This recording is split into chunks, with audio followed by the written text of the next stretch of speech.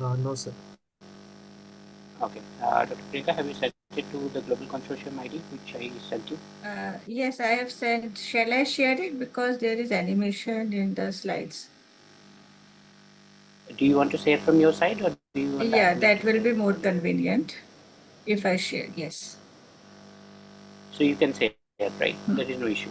Yeah. Okay, go ahead. Yeah, no issues. So That's shall fine. I start sharing or? Just wait.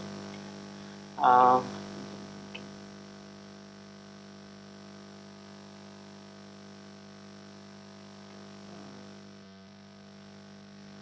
okay, so participants started joining, which is good. Thank you for joining. Please keep putting messages in the group, in the chat. You are where you're joining from. We want to know more about it. We are running behind in time today because of a little bit of activity that we are going through. Because we are going to have a panel for India, Indians in at 6, and then that ends at around 10, so 5 hours. So it's a lot of work tomorrow. And in addition to our research mentorship sessions for our GSCP participants, which is literally taking all our energy away. So, um, I think I have the bio, which is good. Faisal, do you have the PPT still ready with you? Are you able to access it in the Global Consortium? Yes or no? Go to Uh, Global Consortium email ID and is it there? Yes? No? no, sir. It's not. Dr. Priyanka, you can present from your side, right? I hope that's fine. Yeah. Okay. No issues. See, don't send us messages like please clarify email sound quality. We are not a radio host here. So if you want that kind of quality, please go anywhere else. Okay? Don't disturb us unnecessarily. We are trying our very best to organize sessions for you, and that's a lot of work. Okay, so please don't disturb us unnecessarily. Such messages will be deleted, and you will be removed from the meeting if you message like this. Thank you. Dr. Priyanka, can I get a confirmation from you that can you hear me and see me all right? Yeah, it's clear. But actually, I think there are some disturbance in the noise. There are some background noises coming. Can you please check it out? Some humming and buzzing Yeah. sound. Yeah, yeah, that is okay. Okay, can you hear me now? Perfect. Perfect. Again, right. Okay, right. So we shall start now without wasting any further time. It's already 5 o'clock. So good evening, good afternoon, and good morning, everyone. Welcome to the global stage of Global Consortium of Global Health. We are once again meeting you today on Saturday, but today a little earlier because we have another panelist. We have today two training sessions happening, 5 to 7 p.m. and from 7 to 9 p.m. So the first trainer for today is Dr. Priyanka Mishra, and we will do the dues. He will introduce and start the process, and then I'll introduce Dr. Mishra. Yeah, go ahead.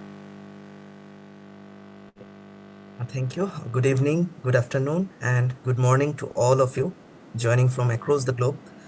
A very warm welcome to our advanced training session of the Global Advanced Certification Program on Strategic Research Collaboration and Communication for Emerging Researchers and the International Workshop Series, brought to you by the Global Consortium of Global Health Actors, Leaders, and Thinkers in collaboration with the Global Health Forum, World AIDS Forum, Global Brain and Mental Health Forum, and the Bangladesh Institute of Innovative Health Research. We are absolutely delighted to welcome you to today's twin sessions, where we shift our focus to holistic well being, mind body healing, and the intersection of traditional and modern psychological sciences. Once again, we are joined by our respected moderator and host, Professor Maheshwar Satpathy, CEO and founder of Global Alt and director at COE ECC PHP, who will guide us through these impactful discussions.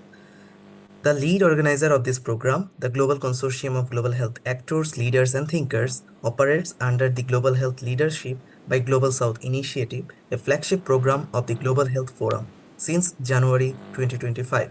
The Global Consortium brings together global health experts researchers, practitioners, and policymakers, especially from developing and underrepresented regions, to collaborate on transformative research that drives equity and systemic change in health.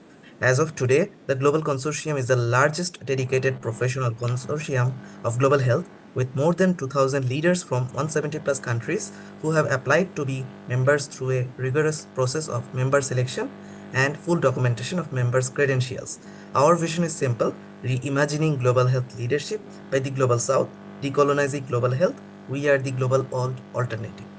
The Global Health Forum, elevating voices, reimagining global health, building equitable futures for all. Since 2018, the Global Health Forum is a dynamic international platform committed to transforming global health through inclusive dialogue, critical research, and ethical collaboration.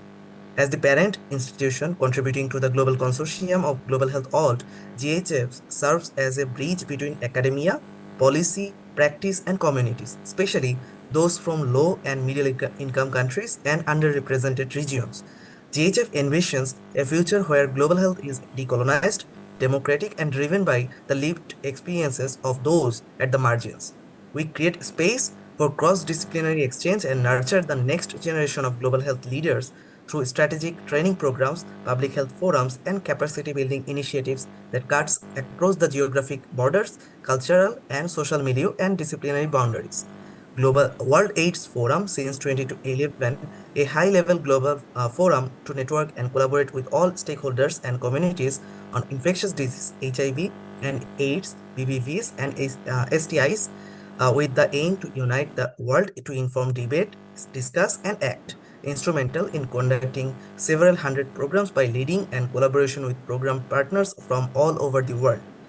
The Global Brain and Mental Health Forum, reimagining mental health leadership for a resilient and equitable world since 2020, GBMHF is a collaborative, interdisciplinary platform dedicated to advancing brain health and mental well-being through research, policy, advocacy, and international knowledge exchange.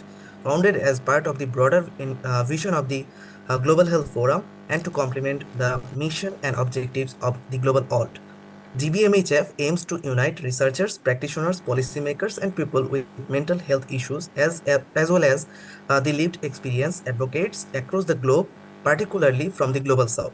We focus on building capacity in neuropsychiatric research, destigmatizing mental illness, and promoting culturally competent mental health systems that are equitable, accessible, and sustainable for all. Through academic programs, high-level dialogues, and grassroots initiatives, the forum champions a holistic, intersectional, and inclusive approach to mental health. Bangladesh Institute of Innovative Health Research is a non-profit research organization led by the students. It works to encourage research among students and young novice researchers. Since 2023, BIHR has been active in research and has regularly organized training sessions, workshops, and seminars to help build research skills. The team includes around 40 student research assistants and more than 10 members in core managerial roles.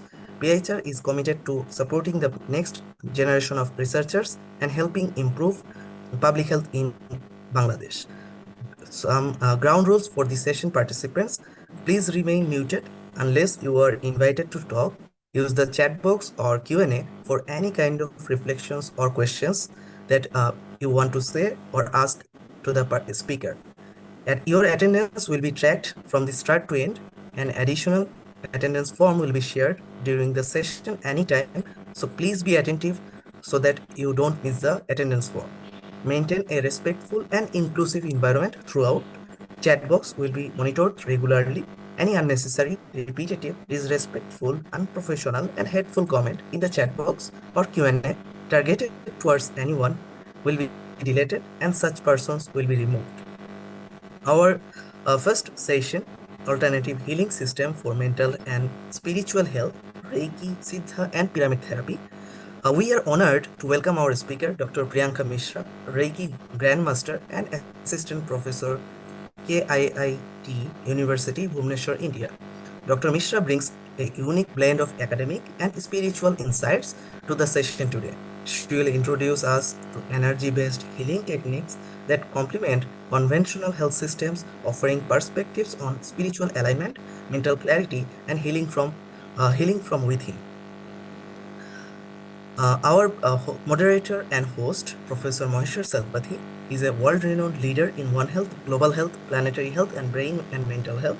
He is a much sought-after expert in epidemiology, health emergencies and implementation science, and health innovation using the power of emerging and futuristic technologies such as AI, ML, LLM, and generative AI, and geospatial information system science and technologies and remote systems. He builds on his core areas of expertise in cognitive and computational neuroscience, psychology, and global health to benefit humanity. His sustained engagement with UN Sustainable Development Goals and ethics in the broader area of public policy has led to holistic societal transformations in various LMICs. Professor Satpathy has a humble H index of 79 and cumulative citations over 157,000 plus. He has published extensively 285 plus peer-reviewed scientific articles and book chapters in journals of global repute, notably in Nature Science, The Lancet, NEJM, JAMA, PMJ, and etc., and has offered keynotes and invited talks at more than 200 top international conferences and global congresses in the past 20 years. He has an impressive all-metric score of 68,255, exemplifying the large-scale social impact driven by their work. Professor Satpathy is a currently research fellow, research professor at the Institute for Global Health and UCL Global Business School for Health of University College London, and is also a substantive faculty member professor at Utkal University, Bhubaneswar, India. He is the director and lead of the Center of Excellence in Environment, Climate Change, and Public Policy and Public Health and Policy, a joint initiative of the Government of India and Odisha since 2023. Now, I would request Professor Maheshwar Satpathy to introduce our speaker, Dr. Priyanka Mishra, and initiate the session. Okay, thank you, Faisal. There is a bit of electricity loss at our place, so therefore I would be off camera for some time. So it's my honor as well as pleasure to introduce Dr. Priyanka Mishra. Dr. Priyanka Mishra is an architect, urban planner, certified nutritionist, and assistant professor at the Keat School of Architecture and Planning, deemed to be University Bhubaneswar, Odisha. She brings together her expertise in design, wellness, and healing to support both individuals and communities. With over 30 years of experience as a practicing healer, Dr. Mishra is a Reiki Grandmaster, Siddha healer, and practitioner of pendulum healing, pyramid therapy, angel healing, and Rudraksha healing. She offers healing for emotional, mental, and chronic health issues, working with techniques focused on energy balancing, chakra health, and mindfulness. She also actively mentors students and counsels individuals on emotional and physical well-being, integrating healing practices with architectural and planning principles. Her work promotes a holistic lifestyle by blending spirituality, wellness, and sustainable design. Dr. Mishra has presented at various national and international conferences and published research in several reputed journals, reflecting her commitment to knowledge sharing and personal transformation. The Global Health Forum and the Global Consortium of Global Health, the Actors, Leaders, and Thinkers, the Brain and Mental Health Forum, and the World Health Forum and Bangladesh Institute of Innovative Health Research. All these institutes aim to integrate knowledge in a synthesized form and also aim towards delivering it to the humanity by serving people, and that's impossible only if we focus on the medical sciences. Therefore, we thought that alternative health systems need to be integrated sufficiently, and there couldn't have been a better beginning than this session. So we would welcome Dr. Mishra once again, and the floor is all yours, Dr. Mishra. Please feel free to use any of the resources that is available at your disposal on the Zoom, the reaction button, the polls, quizzes, or through the chat. You can ask questions to the participants. We expect a very engaging session in this form, and anything you require, please let us know. The floor is all yours. Please start. Thank you. Namaste, and a very good morning, good evening, good afternoon to all of you. And as we all know, I'm Dr. Priyanka Mishra, and my journey into healing has been a very interesting and a very mysterious journey throughout. So I had started my journey when I was in class 12th in 1995. And it was a strange beginning because my grandfather had was suffering from a chronic illness, and one of my uncles, he learned Reiki, and he used to treat him. And my grandfather used to say that he used to feel quite relieved from the pains, severe pains he used to have. So through him, we entered into this journey of healing. It began. Uh, and my grandmasters were from Indore. He was also a graduate from IIT Kharagpur. And after coming into healing, he left his job, and he has been completely dedicated into healing after that. So I used to feel very surprised. And since we were very oriented towards going for jobs and enter into academics, doing good, so healing, sometimes what happens, we take it as a secondary element. So that also happened in my life because I was busy with my family, with my studies, with my career. But I made it a point to practice this consistently, whatever may happen. So I found out way how to use it into my daily practices, daily rituals, and take it forward with me to make it as a part of my life, not just a one moment or 5 minutes or 10 minutes practice. So today I would like to share that in our very hustle and bustle life today, it is very difficult to take out time for even our spiritual practices or our growth apart from our profession or our family life. So we can, there are very small techniques, very simple techniques through which we can enhance our lifestyle, we can enhance our growth pattern, we can improve our relationships, we can have a better growth pattern also. So let's start. And before we start, just a minute, I hope this is visible. My slide is visible. Yes, it's coming. Yeah, now it's visible. Yeah, right. Now you can just screen share it. It is not shared. Uh, Now we are seeing some spiritual image. Cell. Uh, Yes, If the there you is a please, screen cell. is shared. The is screen it is the See, shared. first? Go. Yeah. Yeah, yeah. Thank you. see. Is it the first slide? Yeah, this is the first Okay, okay, slide. okay. So before we begin our journey into healing, let's start it from a scratch. What you see here is a cell. So why are we seeing this here? Because we have to understand the cell is a small, a miniature of the universe itself. We say a cell is a micro universe. So why do we say it a micro universe? Because it has all the properties of the universe.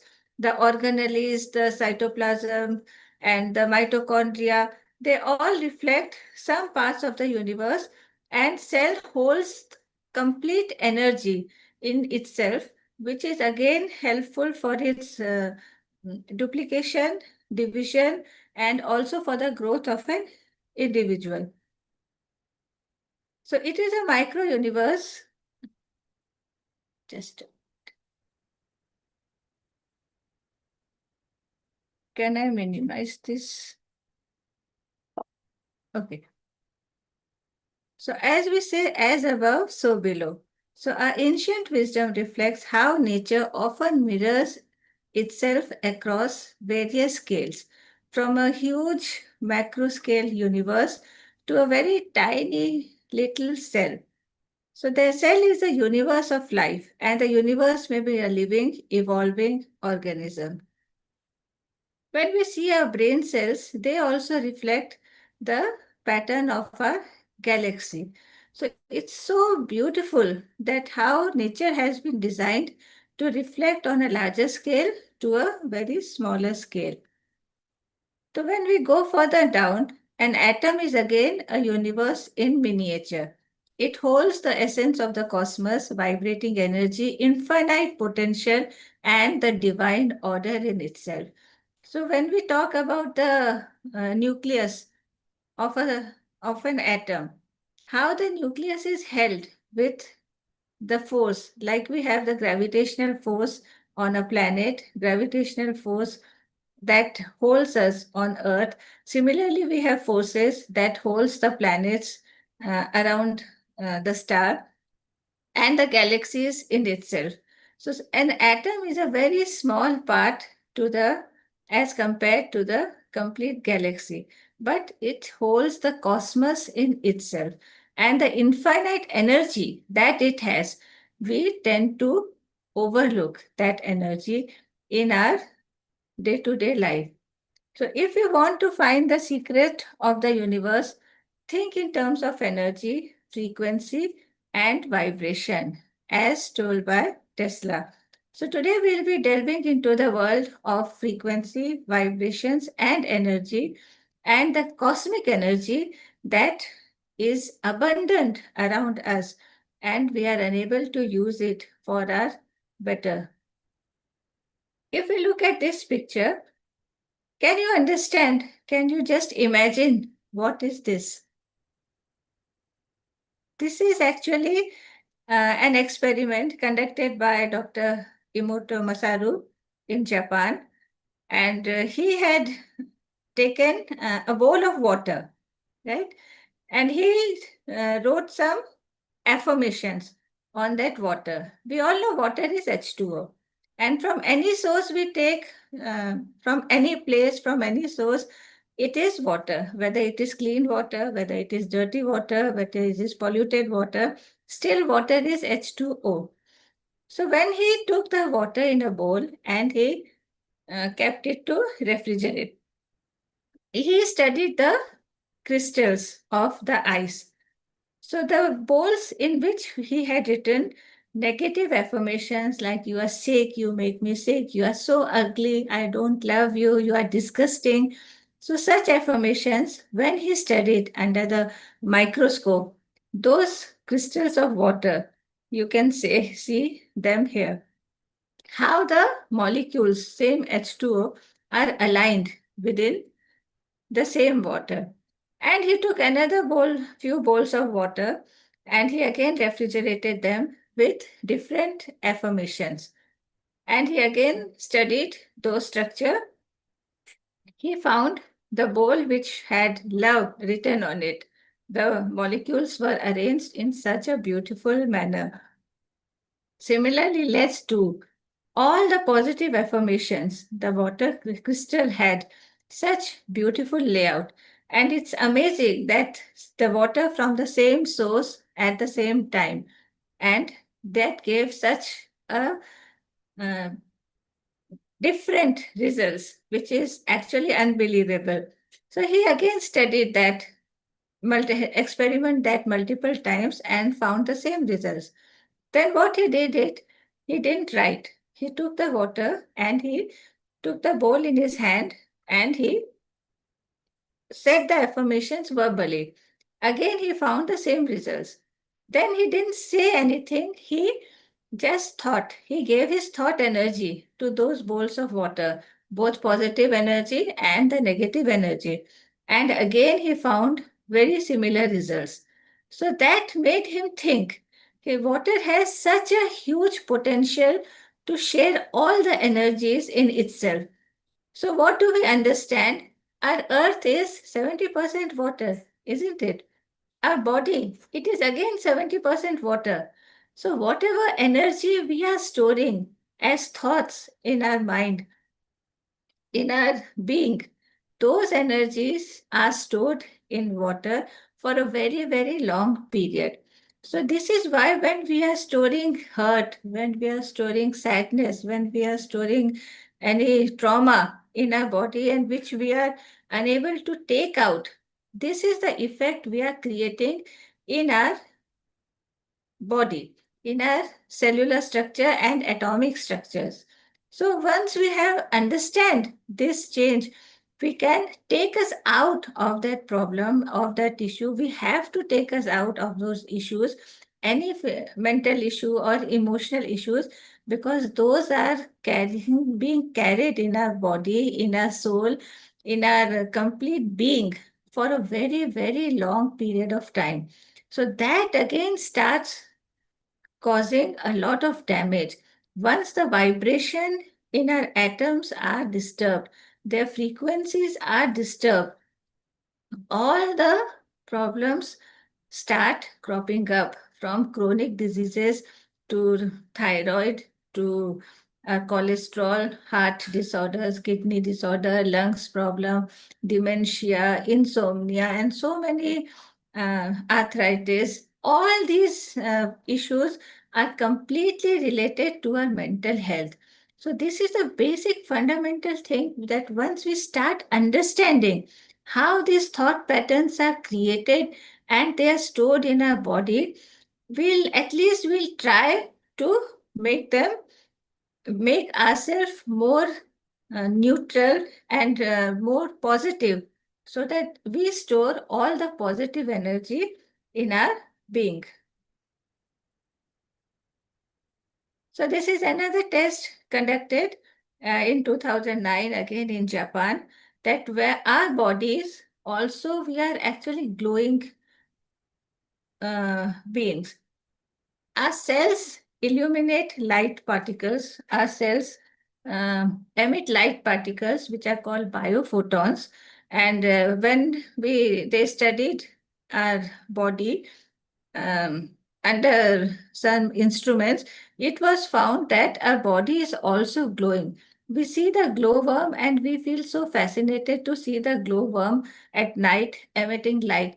So we are also light beings. Our body is emitting light which is not seen from our naked eyes. So we are not solid matters, but complex patterns of energy in motion and vibration.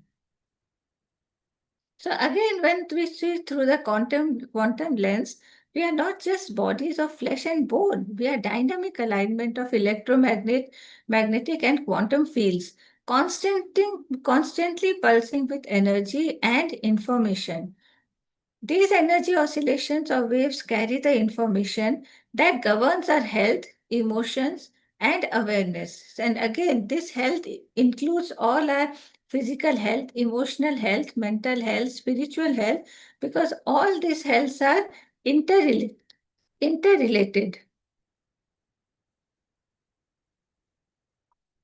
Again, every cell and organ and and our thoughts carries a very unique frequency. Vibrational healing is presently emerging as a very transformative approach in our 21st century wellness. Energy medicine reads and restores balances using vibration and frequency. Though I would like to clarify that energy medicine is not a very recent research. If we walk through our history to the Vedic times, to our ancient times, we can see lots of practices, lots of healing being conducted, and we had lots of knowledge and awareness about the atomic and cellular structures, about the universe as a whole, about the abundance of cosmic energy and the universal energy. But with time, that knowledge was wiped out. And whatever we have left today, we have to again go back and revive those um, fundamental principles and use them in our present lives. So we talk about Reiki. It is the unveiling the potential of physical, mental, emotional health. So what is Reiki? Is in a world of chaos, deadlines, digital distractions, healing is not a luxury. It is a necessity now. Healing is not just about curing an illness, but about restoring harmony in the body, mind, and soul. It is the gentle art of awakening your inner energy, tuning into your higher self, and aligning with the natural rhythm of life. So, this is how, when I started my journey of healing, I came across, I would like to just give a brief. When I was very young in my school days, I used to be a topper in everything. Wherever, whatever I participated, I put my hand, I was always the first. So it had become a habit for me to come first and to be the topper. But suddenly there was some change in the energy system, and that pattern started breaking. And that created a lot of disturbance in my emotional and mental health, which again made my performance fall down at a very faster speed. And it was very difficult for me to gain back that self image and gain back that confidence and come back to and prove myself. So during that time, I came across Reiki healing, and that was the time in 1995 when we had no media, there were no mobiles, there were very few books available, and that too were very expensive and not readily available. So in that time, when the Reiki touched me, I found that transformation again taking place in my life that helped me heal, that helped me gain back my confidence and come up as again as a gold medalist in my architecture, and even when I did my masters. And it was a very transformative journey. And during these periods, I have counseled a lot of people who had the similar issues, and found exorbitant results of healing. So, whether through a breath, touch, thought, or intention, healing is an act of love that begins with you and flows for outward to everyone you guide. So, when you start, you become a healer, you are not healing just yourself, you are healing all those around you. You are healing all the organisms around you. You are healing all the your near and dear ones around you. So, it is such a beautiful experience. You can heal your food, you can heal your water, and you can start your journey as a beautiful light being. So, again, when I started my journey, I was in a very stressful condition.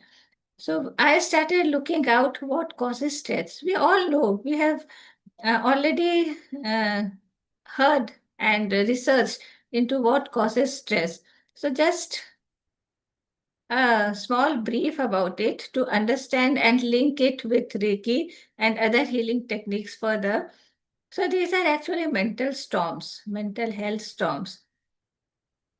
Stress, when a pregnant mother is under stress, what is she transmitting to an unborn baby? All the negative is not just if we are thinking bad about something or taking ill thoughts. But negative thoughts are also, again, our sadness, our hurt, our low self esteem, our low self confidence. All these are also negative thought patterns, right? So, when a mother is under stress, as we can see in today's lifestyle, a working mother or a housewife, both are under extreme stress. If she's a housewife, she feels I should have gone out and have my identity. If she's going out and she's creating her own identity, she's under extreme pressure of her work as well as taking care of the family. And during that time, again, she realizes if I would have been a housewife, I would have better taken care of myself and my family. So, this is always a tug of war in a woman as a whole. And this again keeps on transmitting to the baby who is yet to be born. So, when we talk about all the depression and neuro issues that are coming up in adolescents today and very young children, they are suffering from diabetes, they are type 1, type 2 diabetes, and sorts of mm, your depression and psycho issues. So, where are these coming from? These are again coming from the mother because she could not give enough nutrition, she could not give good, she was always under stress, and that is being carried forward to the baby. Apart from the genetic issues, pollution, and other negative uh, thoughts that are around us. Then again, when the child goes to school, she or he is under extreme pressure to create his own identity. There are so many expectations, social pressures, competition within and outside. So many activities they have to go through that they are always carrying a burden on their backs. So that is again creating a lot of pressure and lot of damage at the atomic and energy level, which they are unable to understand. Then these all things they carry forward, and when they grow up, that comes up as stress. Again, during that uh, later ages, the stress comes as issues with career, finance, money, work pressure, deadlines, divorce, relationship issues, business, frustration, and so many other factors add up to that.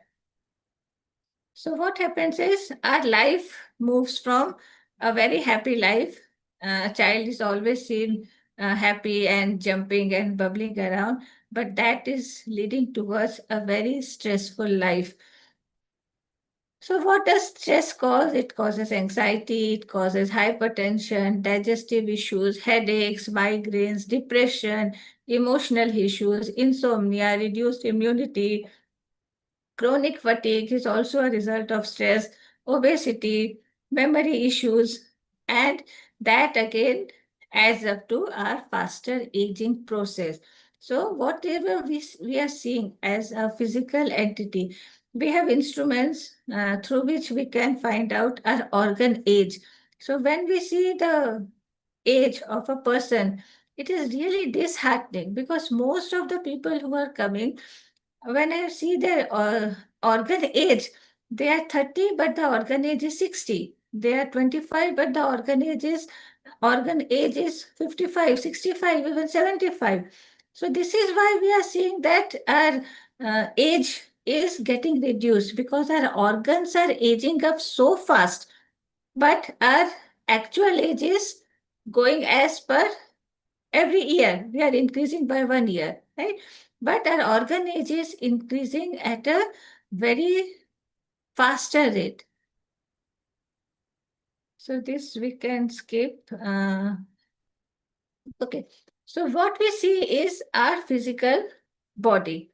And so our physical body is not just only this flesh and bones and blood, but there is lot more beyond it. We can see we have that physical body, which is the innermost layer of our being. Then we have etheric body, we have emotional or astral body, we have mental body, we have casual body, we have spiritual body, we have the divine body, which is lightest of all. Like we can see the aura, the flame of a candle. It has so many layers. We can see the layers of our earth. It is from the crust to the innermost layer. There are various layers, and the density goes on increasing as we go deep. Similarly, when we see our atmosphere, it has so many layers, and our body is a small replica. So we see the physical body, and we have various other energy bodies, mental body around us, which forms our aura. So when we talk about aura, the aura analysis was conducted from a biowell camera. There are lots of instruments through which we can see this test, like we can do ultrasound, ECG, EEG. That is for our internal organ system. But this is aura is our external system beyond our physical body. So when this test was conducted, it was found that when we see the aura of an unhealthy person, it is very much broken. Uniformity is disturbed. Somewhere it is broken, somewhere it is widened, somewhere it is very, very thin. So what happens is the negativity around us that makes it very easy to enter in our energy system and disturbs our aura further. So when our aura is disturbed, our whole body gets disturbed. We'll come to that. And when we see the aura of a healthy person, you can see it's such uniformly distributed and beautiful. It forms a beautiful layer around the person. Similarly, when we see the chakra alignment, when for a unhealthy person, the chakras are all misaligned. They are not aligned on the vertical axis. But for a healthy person, you can see that circles, those are the chakras, and they are such beautifully aligned. So when we go look at these images, we can understand what is the health of that person from physical, emotional, and mental side. So this is again the aura taken from other instruments, and these are the pictures of a very healthy aura emanating very, very vibrating light. So when we talk about the emotional energy centers, our body has various emotional energy centers. When we do acupressure, when we do acupuncture, when we do tapping exercises, we are actually opening these blockages, and that is why when the blockages are cleared and open, it helps to improve our health. So all our points, many points on our body, on our hands, on our feet, at various parts of the body, they depict some physical organs as well as emotional energy centers. So when we talk about the shoulders, they carry all the responsibilities. So when we see we are having pain in our shoulders, it has a lot to do with the responsibility that that person is taking on his shoulders. Similarly, various forms, I don't think we'll have so much time to cover all this. We'll share the slides with you so that it can be taken it at a greater depth. So what happens is there are many chakras. What these points are, these are actually called as chakras. So chakras are the very fast moving energy systems in our body. So what happens is when these chakras, there are many, many chakras, hundreds of chakras in our body, but uh, seven major chakras are there, which are along our spinal cord. So these seven chakras actually regulate the other chakras. Lots of hormones and many organs are connected to these chakras. So when these chakras, there is any energy blockage, so that energy blockage creates an issue in our mental, emotional, or physical well-being. So as we see, the frequency of these chakras vary. From the lower chakra to higher chakra, the frequency of the rotation of these chakras is increasing. So the lowermost chakra, which is the root chakra, to the crown chakra, and we have chakras beyond our body also that connects us to the higher conscience. And there are again chakras below our feet also, which connects us to Mother Earth and keeps us grounded. So it's our duty to not to just take care of our physical health, but to take care of these energy centers of our body, because our body is completely dependent on these energy centers.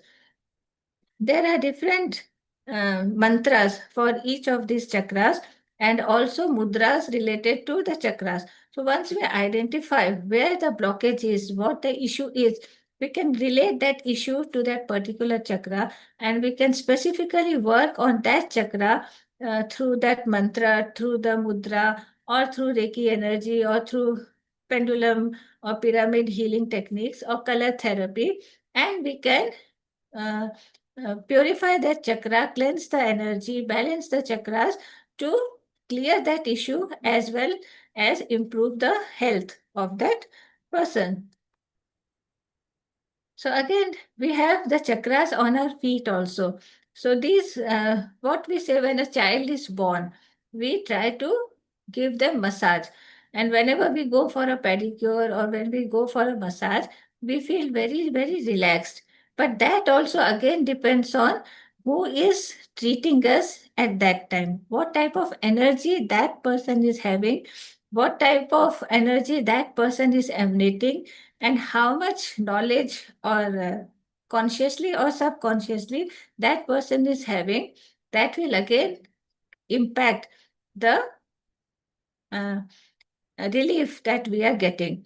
So when we start rubbing before bedtime, this is why we say that we should always massage our feet, clean our feet before going to bed, and go to sleep with clean feet, and rub some oil or lotion. Yeah, oil is always the best because it is related more to nature, or lotion. Massage the feet properly so that these chakras, they get more activated and the blockages are cleared. So these are the chakras like we are having, we can see on a spinal cord. So how they are aligned on the feet. So similarly, we have hand chakras. So when we do the acupressure or acupuncture or press, so whenever we are feeling actually we are free, or we are watching TV, or we are doing some work where our hands are not busy. So we can make it a point that we are pressing our hands, our palms. We can press our hands or palms all around, and on both the palms. So even if we don't know where the chakras are located, it gives a lots of relief and improves our health. So the points where we are having pain, so we can understand there are some blockages on that at that points, and the organs that are connected to that points are having some issues. Like this uh, part is our related to the stomach. So if we press this part and we find the pain, we can understand that there is some issue with the stomach. If we have gastric problem, if we have acidity, we can start pressing these points, and we will see that after 2 to 5 minutes, we will see a very big change. Similarly, these points are related to the gynec health. So if we start pressing these points regularly, then we'll find a very big change in our gynec health. So this is why our ancestors used to say us to wear bangles for both men and women, because these bangles are continuously pressing and healing the points. And if they are made up of silver and gold or other such metals, they are having a further profound effect on our health. Similarly, we have ear chakras. We have points on the ears. You can go through and do some more research that the pressure points that are on the ears, we can see there is a small baby, like a baby in the womb. So when we touch, and every point is linked to a body organ, hands, limbs, calf muscle, calves, feet, head, ears. So all the points, wherever we are having pain, we can uh, give pressure on those points, and we'll find that our pain is subsiding at a very faster rate. So whenever we are free, we are watching TV, or we are reading a book, or we are sitting idle, we can take out some time consciously, and we can uh, start pressing our ears or massaging our ears. You can use some oil also, so that the hand movement is more free. And this will again greatly improve our um, body, the functions and all of the body. So when come across when the chakras are blocked. So when the root chakra is blocked, we find the person is uh, scared of so many things without any reasons, or he get scared very soon, or he has a very untrusting on ungrounding issues. And for sacral, when the sacral chakra is blocked, again there is a difficulty of intimacy, or creating mm, trust in people.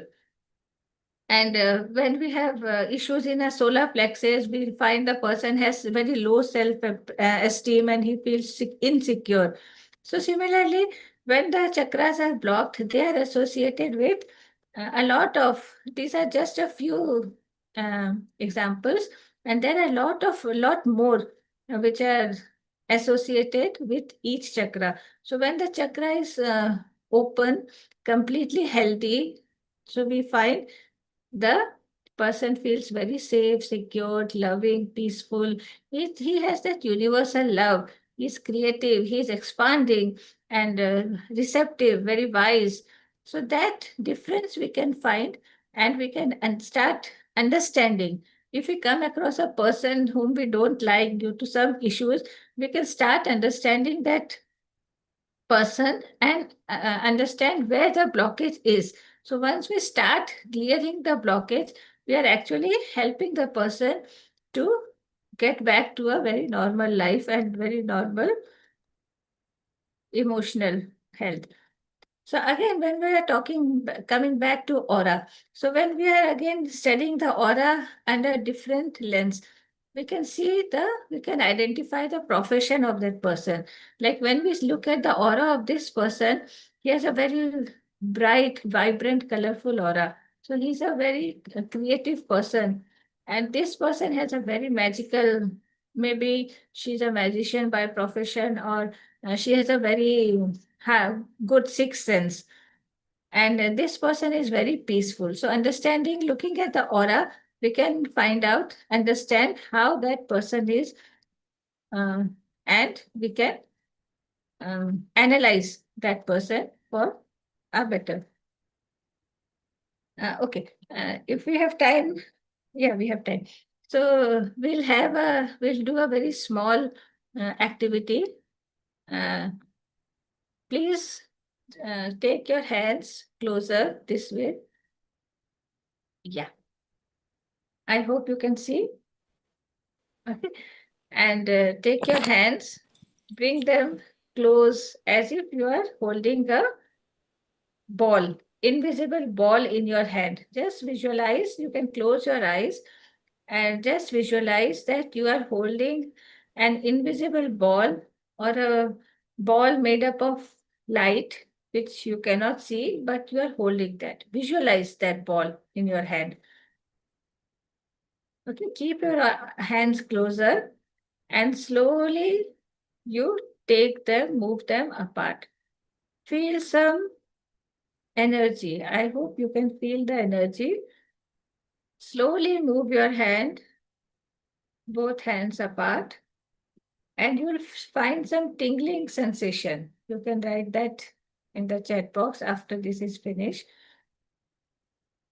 What type of sensation you are feeling? So if you close your eyes and start analyzing that sensation, you'll have a very, you'll feel so good.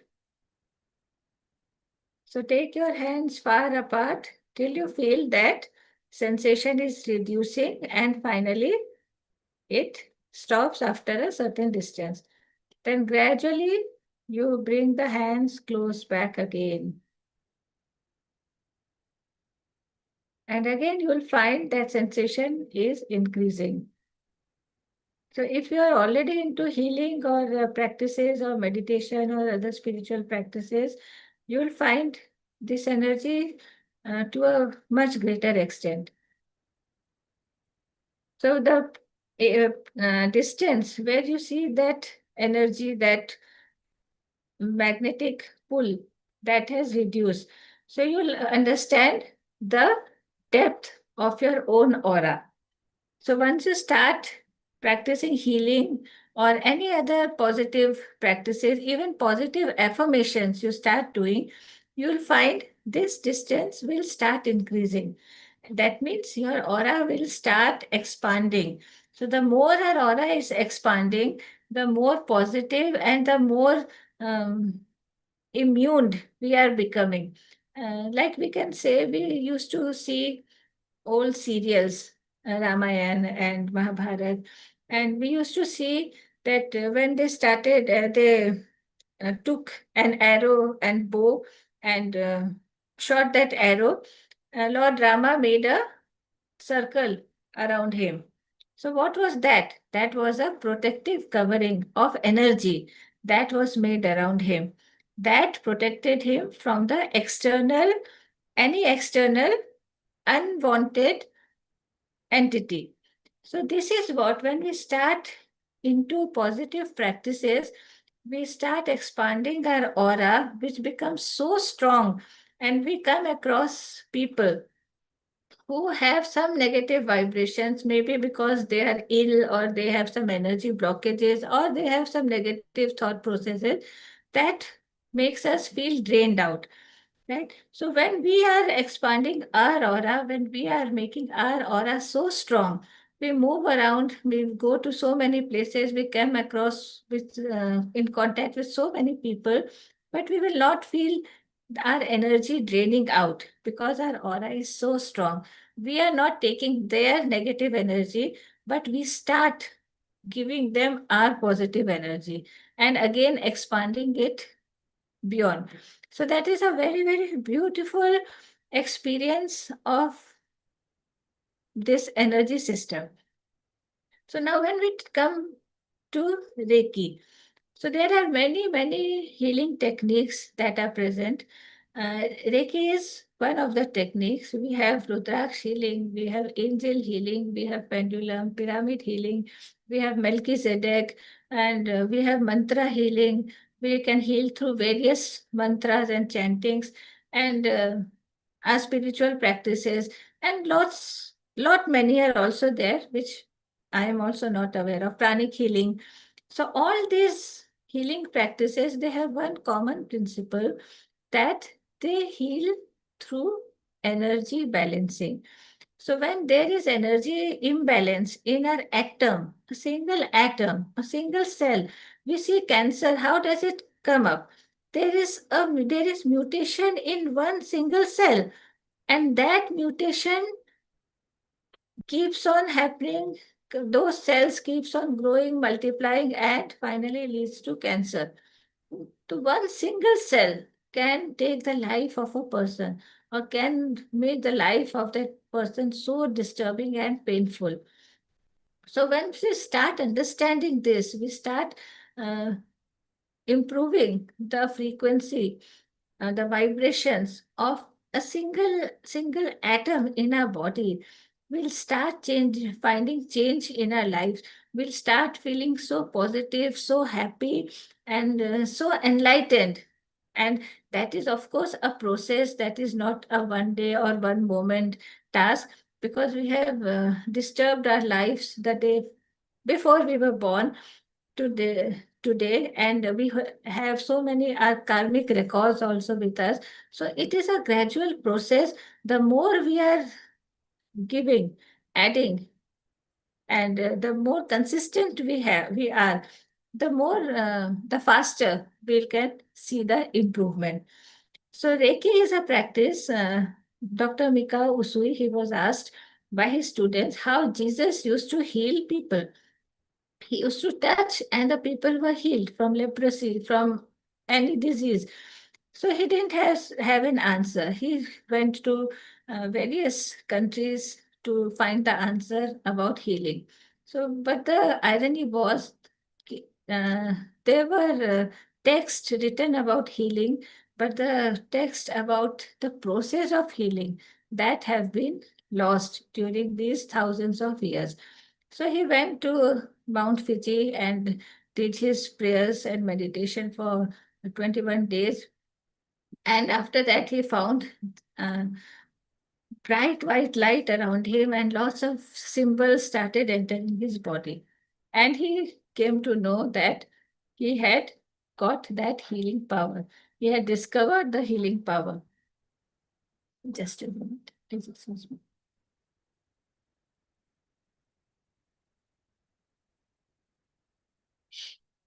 So from Japan, it started moving out during the World War II to various parts of the country. And gradually it came back to India also. And we started using this practice, where we actually, the uh, teacher, the Reiki master, they open the channel in our body, and through that channel, we can take the cosmic energy, the universal energy that is abundantly present around us, and we are unable to harness that energy for our own well being. So we can take that energy into us through our hands, and we can pass it, we can uh, give it to anybody who is in need. So it is the healing process through our hands, through our thoughts. So Re means universal, Ki means life force energy. So when we do Reiki, we are actually doing a holistic healing. We are healing our physical body, we are healing our mental body, as well as our emotional and spiritual bodies. So we are healing our complete being through the healing. So when we talk about plants, plants take up solar energy to photosynthesis in presence of carbon dioxide, water. It is a very, very complex process. And through that process, they release energy, they produce energy, they store energy in the form of starch, carbohydrates, and other nutritions in their different parts of the plant. So that some part of that energy is utilized for the growth of the plant and its metabolism, and rest of that is consumed by other organisms, other animals, and us. And we eat, we get that energy through plants or through animals. But we cannot produce that energy directly inside our body, except taking vitamin D from sunlight, right? So, this process, when we start understanding, we are dependent for our energy on external sources. Though we have abundance of cosmic energy, it is still not harnessed. We can harness solar energy to produce electricity, to perform various uses, but we cannot harness that energy to improve our energy or to for our body functions. So these techniques actually help us harness this not only solar energy, but the complete universal energy into our being and improve our health during that process. And not only our health, when we are doing yoga, when we are doing pranayam, when we are doing any exercise, we are doing something for our body, for our soul. But when we are doing healing, we are doing it for so many people around us. We are not making us positive, but we are making the world positive with us. So this is the harnessing of the universal energy. So once we start our journey into healing, suppose we are talking about Reiki healing, the channel is opened by the Reiki master, and we can start taking up the energy. And we are there are various levels, like level 1, we have to touch and give healing to someone. Level 2, is at a higher level.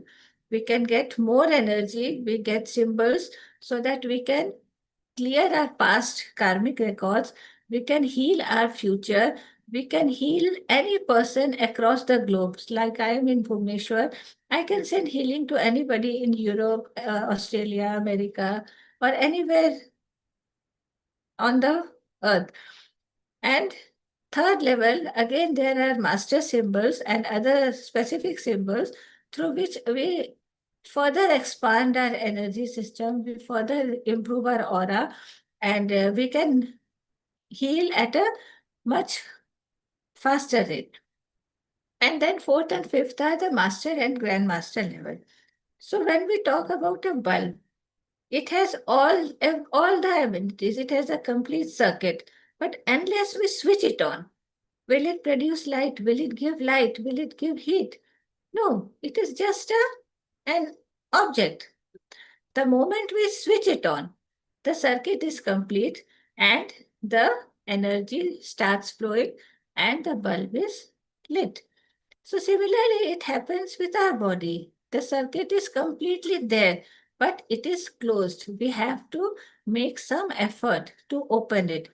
But that can be opened to various sadhanas, to various other means, the practices, but those are so time consuming and we need so much focus and concentration, which is not actually present in our present lifestyle.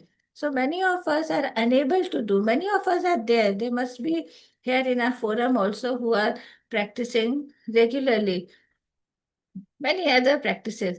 But in a general, for a general mass community, we find that we are having lack of time, patience, focus, energy to do those practices. If I tell you, okay, you start practicing for half an hour every day, first thought will come, half an hour, where will I get it? I cannot do it, right? So this is the system that has entered in our lifestyle.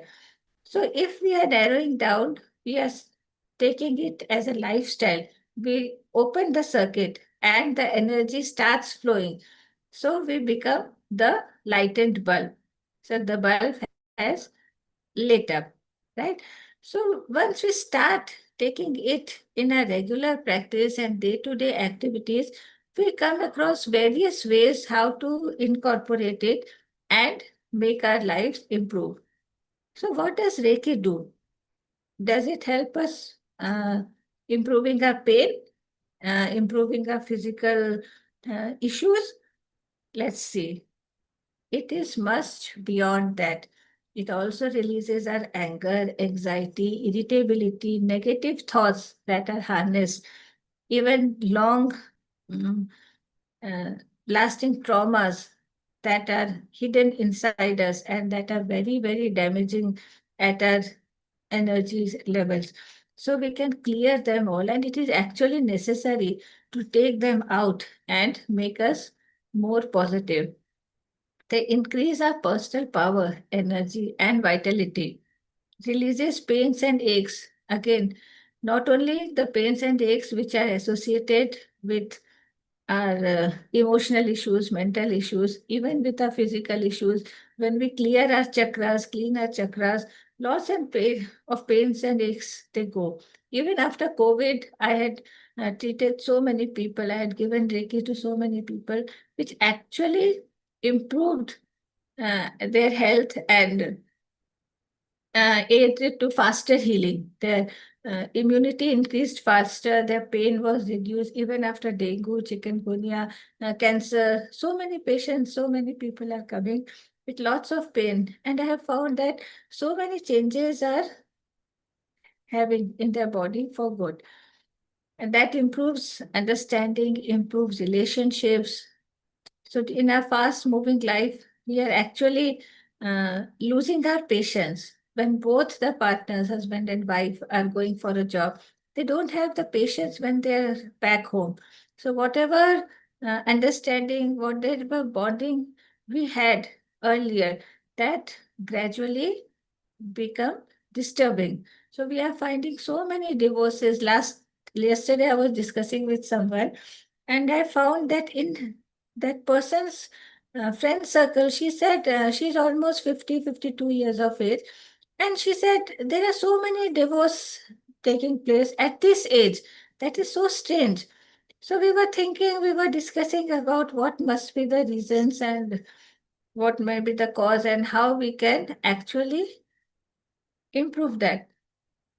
Then it improves relaxation and peace, relieves stress, anxiety, helps in balancing work and home to have a better life, brings natural glow and calmness. Once you start practicing, you'll feel there's automatically, even when we do yoga, pranayam uh, regularly, we'll start feeling that energy system in our body starts changing. When I do it regularly, I find that even if there's no one around me, find myself smiling. Even I'm sitting alone, doing nothing, or doing, even I'm stressed out, I'll find myself smiling without any reason. So that smile and that glows comes up spontaneously. And it also balances hormones, helps in detoxification. So, and there are lots and lots more that are associated with healing, which we cannot take up presently. So we have to restrict to some examples. So again, coming back to chakras.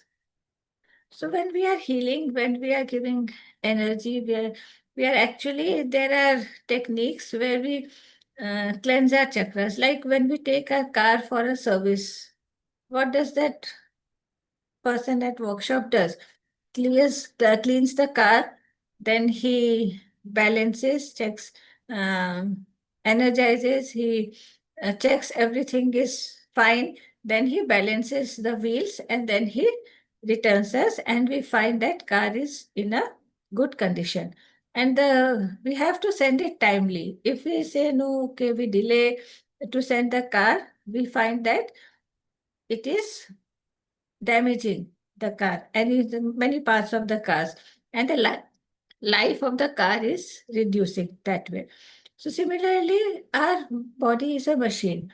So when we start with our chakras, we have to cleanse our chakras, because for so many years, we have pumped up, dumped so many emotions and stress in these chakras, and so much food habits that has destroyed our energy, fast food and other foods, pesticides we are having, pollution, we are living in pollution, and all these are creating lots of stress on our energy systems. So we start working on our chakras. So we have to first clean them properly. So we have to do some cleansing exercises. We have to then energize them. Again, we have to improve the energy.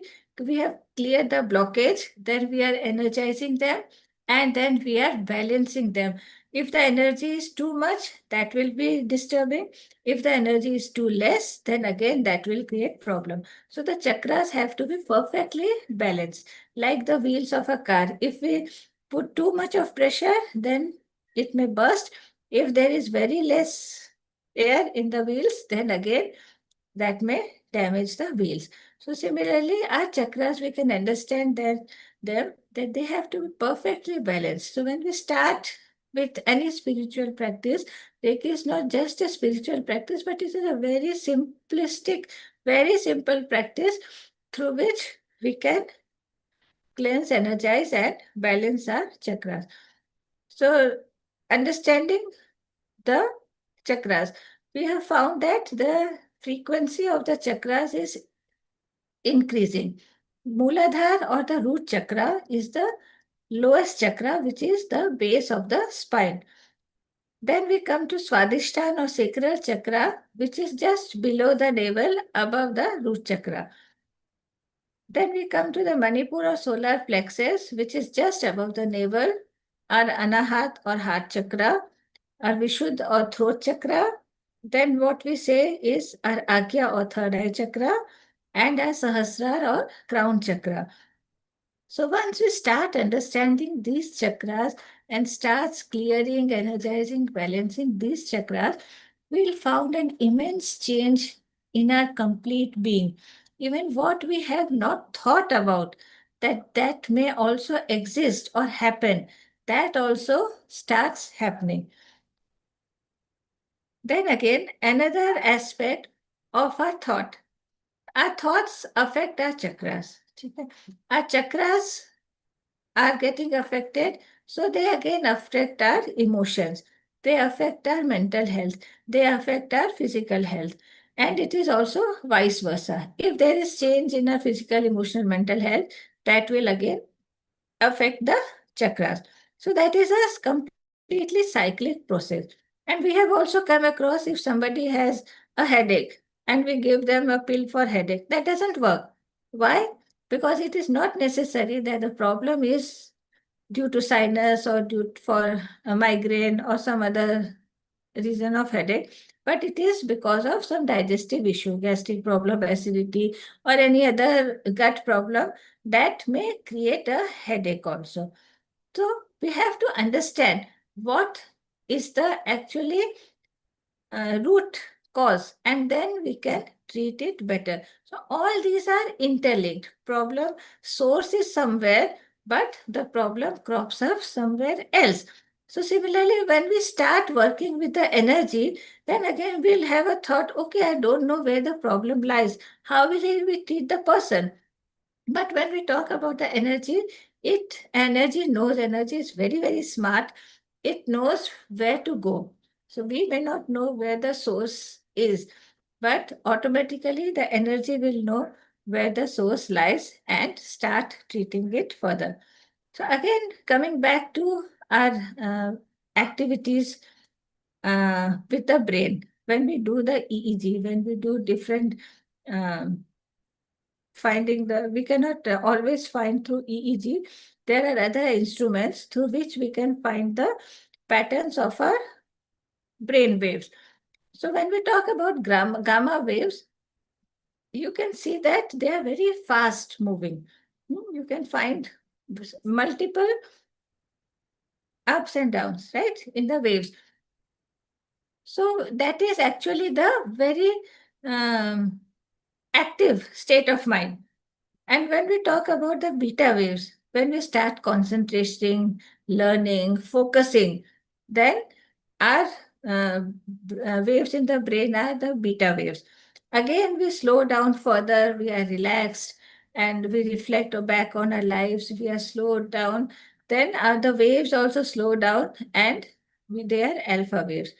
Then, further, with meditation and calmness and healing, we can find theta waves. And when we are in deep sleep stage or we are in complete meditative state, then you can see the pattern of the waves, and that is the delta waves.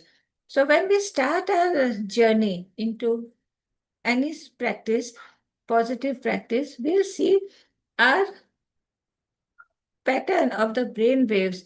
It becomes more and more, it becomes slower and slower, and that increase our further awareness, further enlightenment, and it completely makes us takes us to a peaceful state. So here we can see the frequency.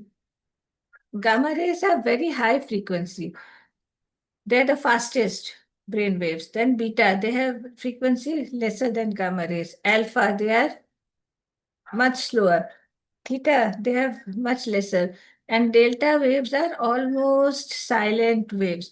So that is when our regeneration and physical healing begins and happens at a very beautiful way, and it increase our immunity, right? So that starts happening from the alpha, theta, and reaches to the delta waves.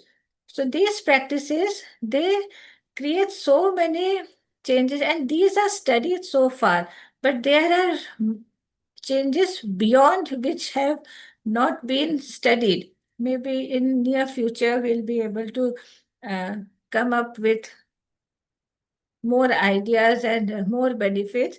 But presently, when we look at the quantum physics and the energy and the waves patterns, we can understand what we are doing, where we are, and how we can move forward.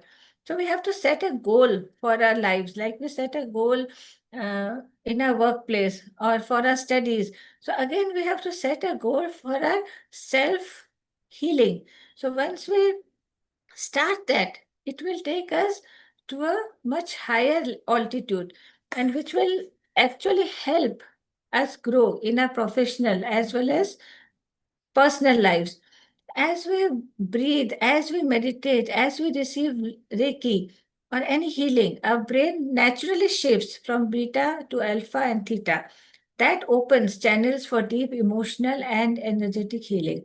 And delta waves are deeply connected to our body's healing intelligence, especially during our sleep. So we say that we have to sleep during that particular time, 10 to 4, 10 p.m. to 4 a.m. or 3 a.m. That is the best time when our brain cells are automatically healing, other body cells are automatically revitalizing.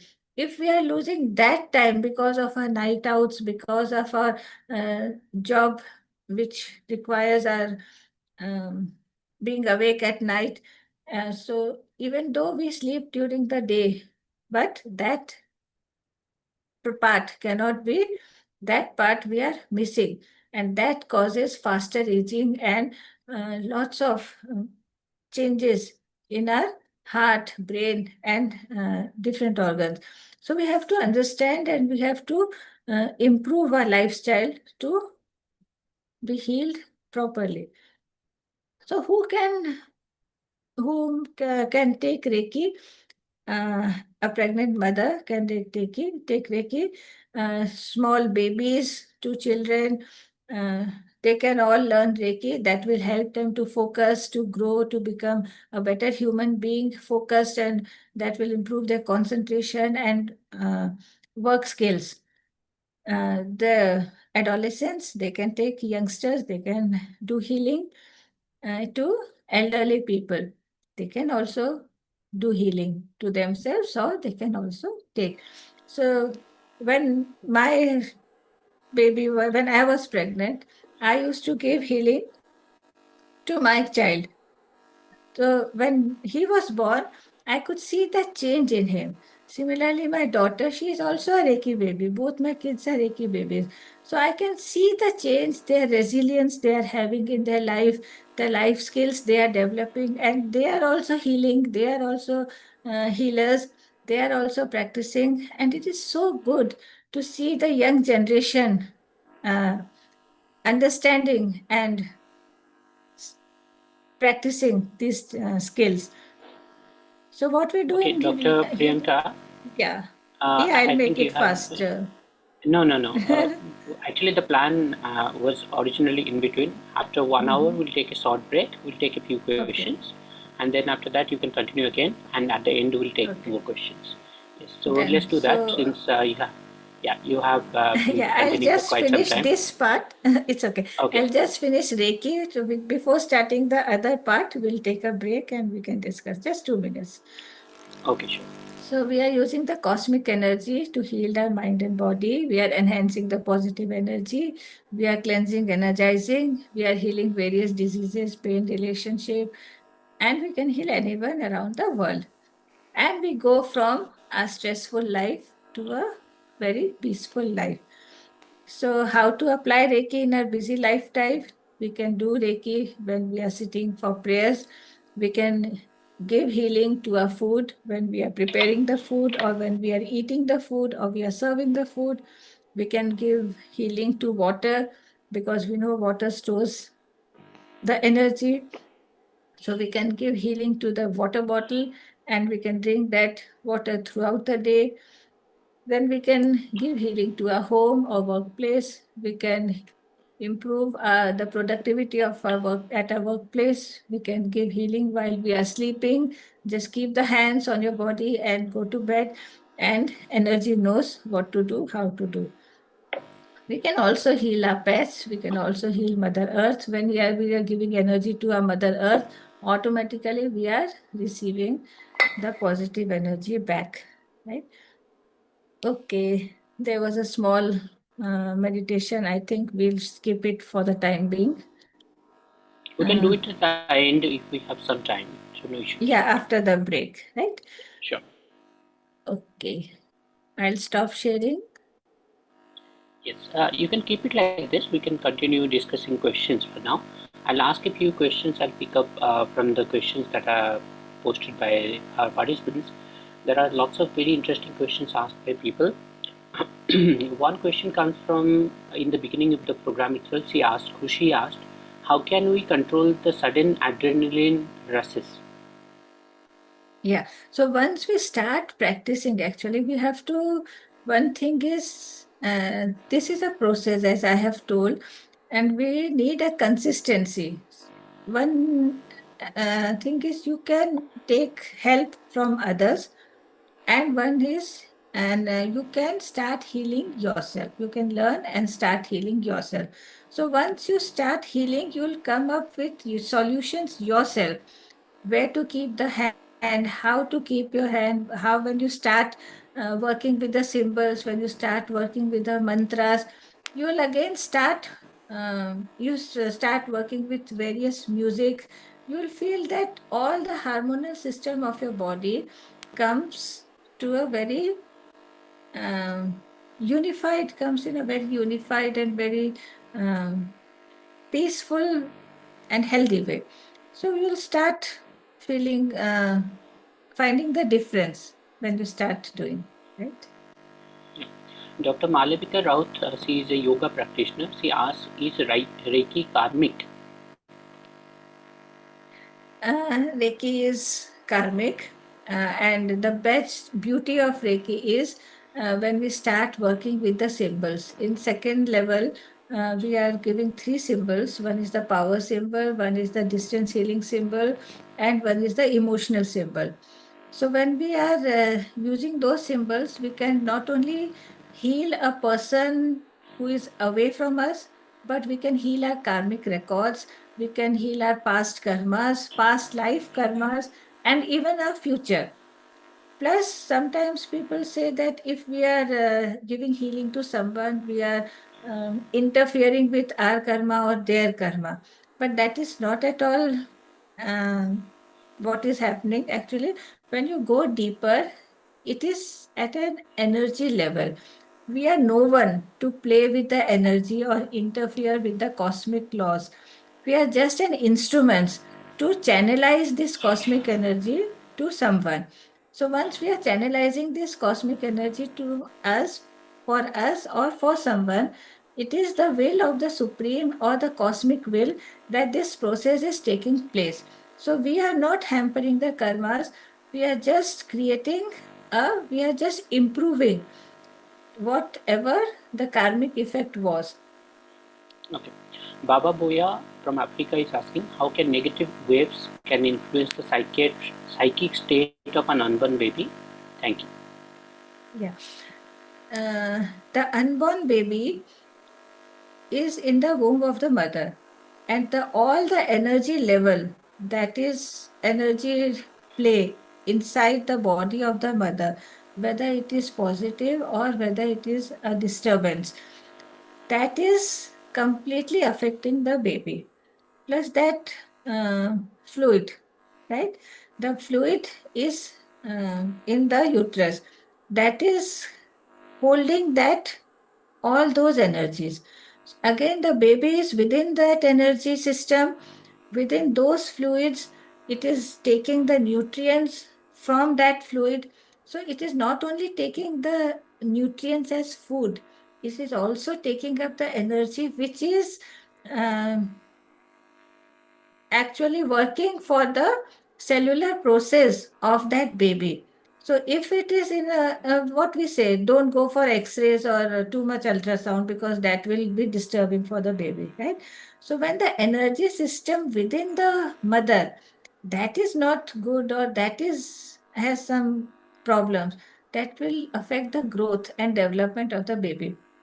And we say sometimes the babies are born, they are very happy babies. Sometimes they are very stubborn or very irritable babies. So whatever the mother is thinking, whatever the mother is eating, everything is affecting. So thought process are affecting much more than the physical entities, like what she's eating or what she's doing. Okay. The next question comes from Ponte Pacharapon. She asks, how to see and know the aura of each person? Are there any tool or test to identify that? Yeah, we have various tools to study the aura. Those are not very readily available. I'm also looking forward to get one because there are only three or four those types of instruments in India. As far as my research goes, I may be wrong. So those um, tools through which we can identify the aura, we can actually find out how each chakra is functioning. Like we see the ECG and EEG records. So I have missed that slide. If we have time, I will share it later with you, how those images are actually there. So through that, we can understand if the chakra is functioning properly, or there is over functioning or less functioning of the chakra. So we can identify what are the diseases that are going to come up, or what is the process of development or the stress level of that person, um, historically and presently, and we can predict for the future also what is going to come up. And aura can be seen through our spiritual practices also. There are some who can see the aura of people, but that is not a very common practice. So we have the instruments through which we can study the aura, and they can actually bring a revolution in the medical field if we can incorporate those instruments in our hospitals and clinics. Okay. The next question comes from Arya Sonchi. They ask, is there any relationship between the ear chakras and ear piercings? Yeah, very good question. We have that. That is why actually uh, the that point is actually connected to the brain. So when we are piercing the ears to the brain, the nerves, those are connected to the brains, they are getting activated. So this is why we had that practice. Even the men used to wear earrings.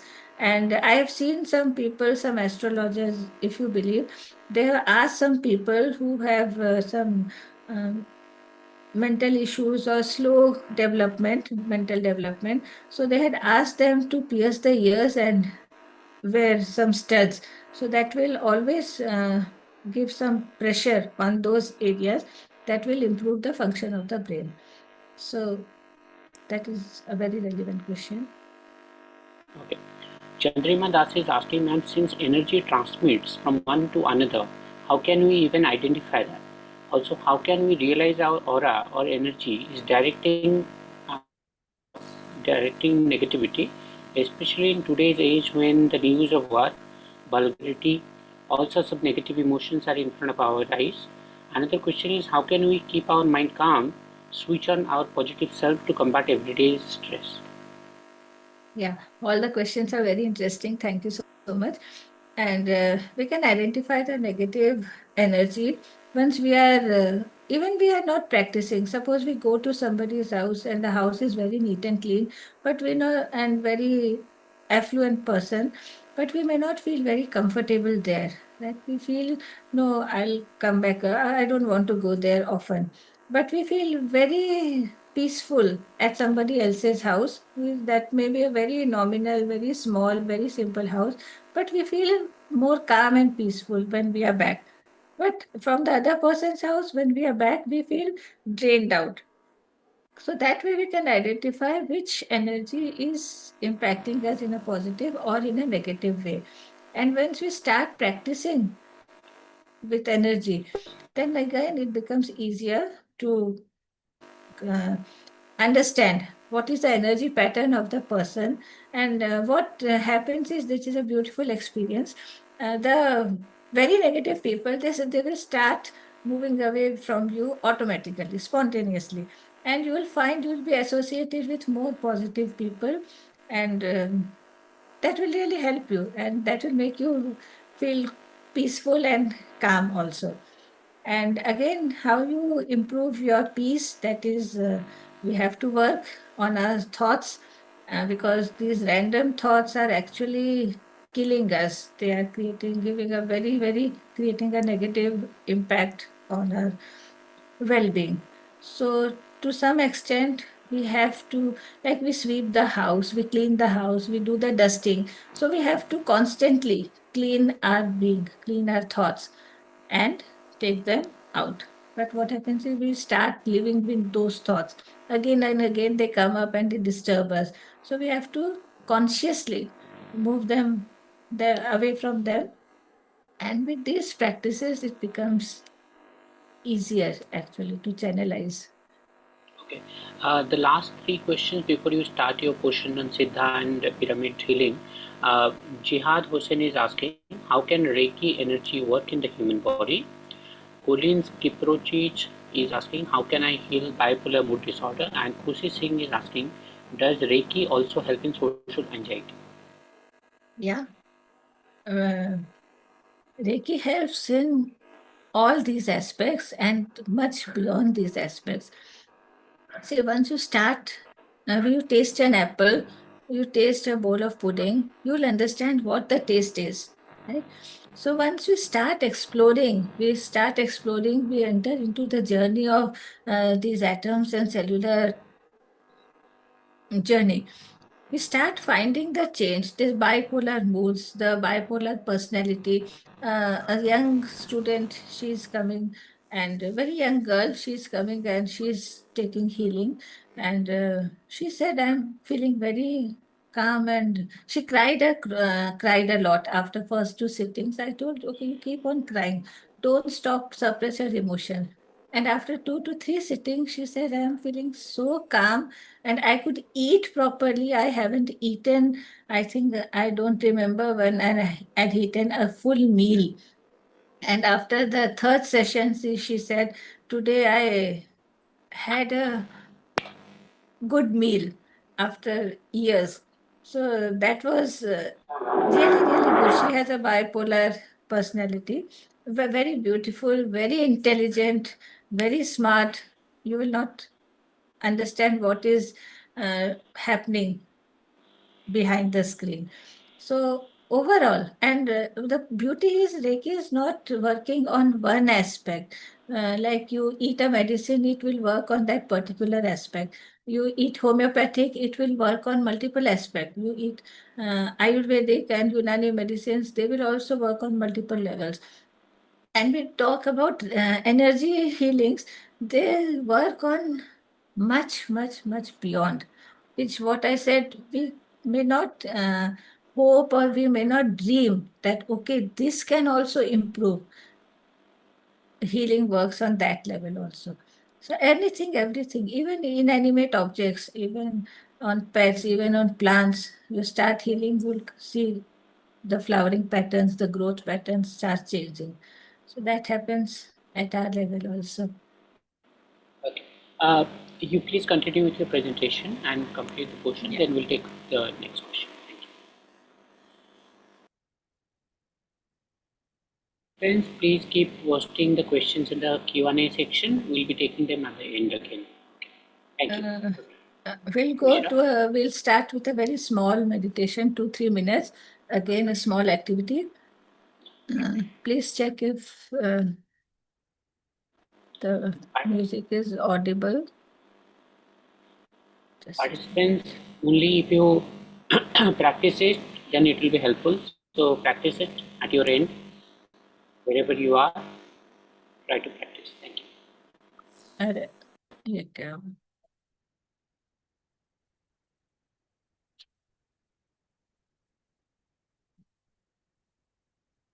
Yeah, can you hear? Not yet. I can't hear any voice. I can see the videos very well. Okay, I think I'll share it again. I'll just stop sharing and share it again. Sure.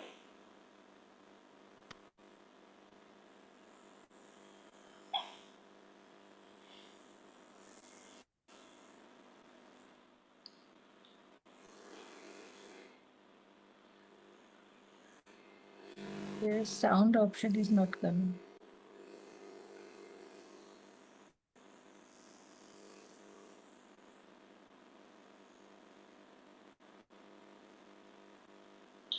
Share sound option is not coming actually.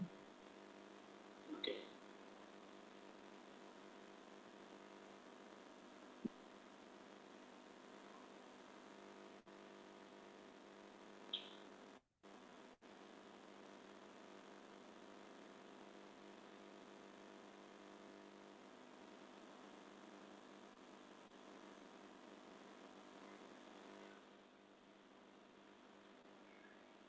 Hazel, can you guide if anything?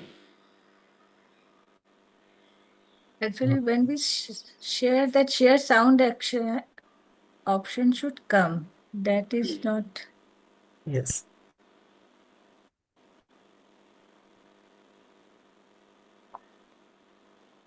Oh,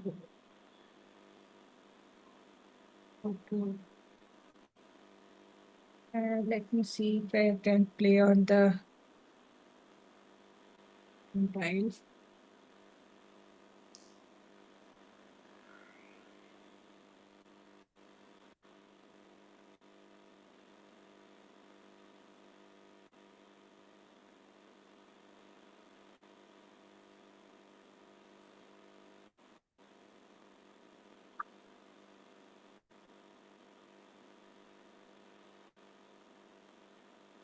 Is it audible? No.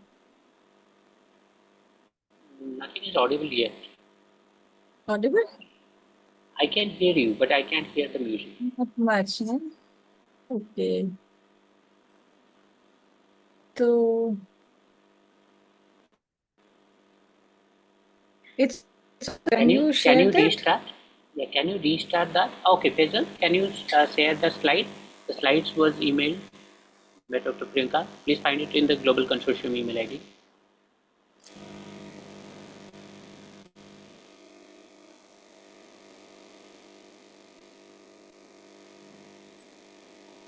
Just give us.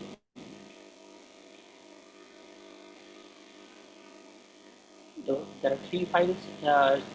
Priyanka has sent The us. PPT. Healing, yeah, today. Yeah. Healing PPT, healing PDF, and another is some handout.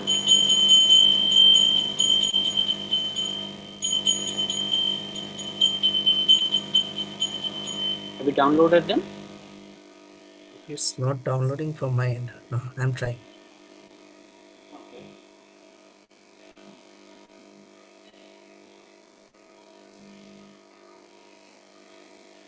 Maybe it's too big, that's why.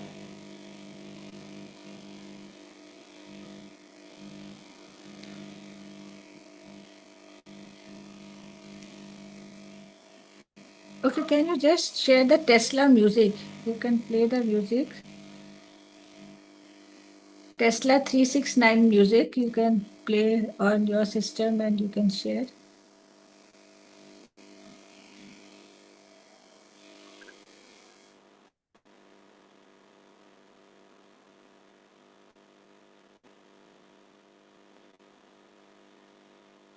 Just a moment. Sure. The file is downloading. Oh, you should have tried all these things while I was joining. So you had already joined on time.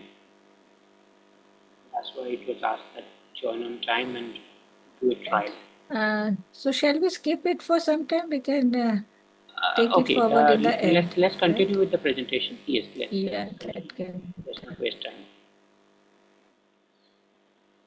Because the next panelist will join any If we moment, have so it's time in better the that end, we can continue with that. That will be we okay. may not have time, honestly speaking. Yeah, actually, it's okay. Mm. Okay, let's go to Rudraksh healing. This is an edit because it is very much close to my heart. I'll just give a brief about it.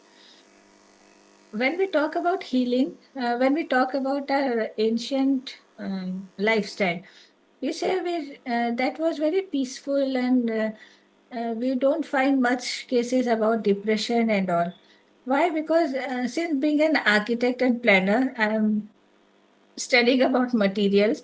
So what I related it with is the people used to live in natural houses, natural environment. So that was automatically a very cleansing and healing element.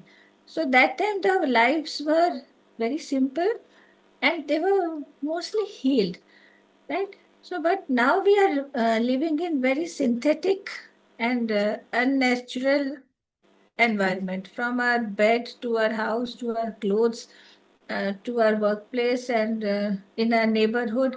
We hardly find any natural element. The trees are being cut down, air is polluted, water is polluted, groundwater is polluted. So that is all actually affecting our energy level. So when we wear Rudraksh, I always wear my Rudraksh. I always keep it with me. So when we wear the Rudraksh, it has that healing property. These are natural seeds and which have very huge impact on our nervous system, on our blood pressure, and many other energy processes. So if we wear it, we have the healing techniques also, where we find out the points on our hand and we put Rudraksh with the tape on the hand, and that is kept for a few days, and again we have to replace that we have found that there are a lot, the sugar level has improved, the mental imbalance has improved, and that has a very good impact on the person's health. But that still I am new into it, and I am studying the impacts on people. And the only drawback is we have to be in personal touch to find out that points and help them heal. So that is one aspect of Rudraksh healing. Then we come to pendulum healing.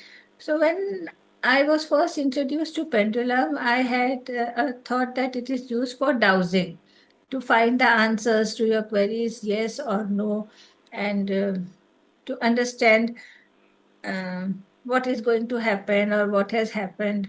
So I used to get answers from the pendulum.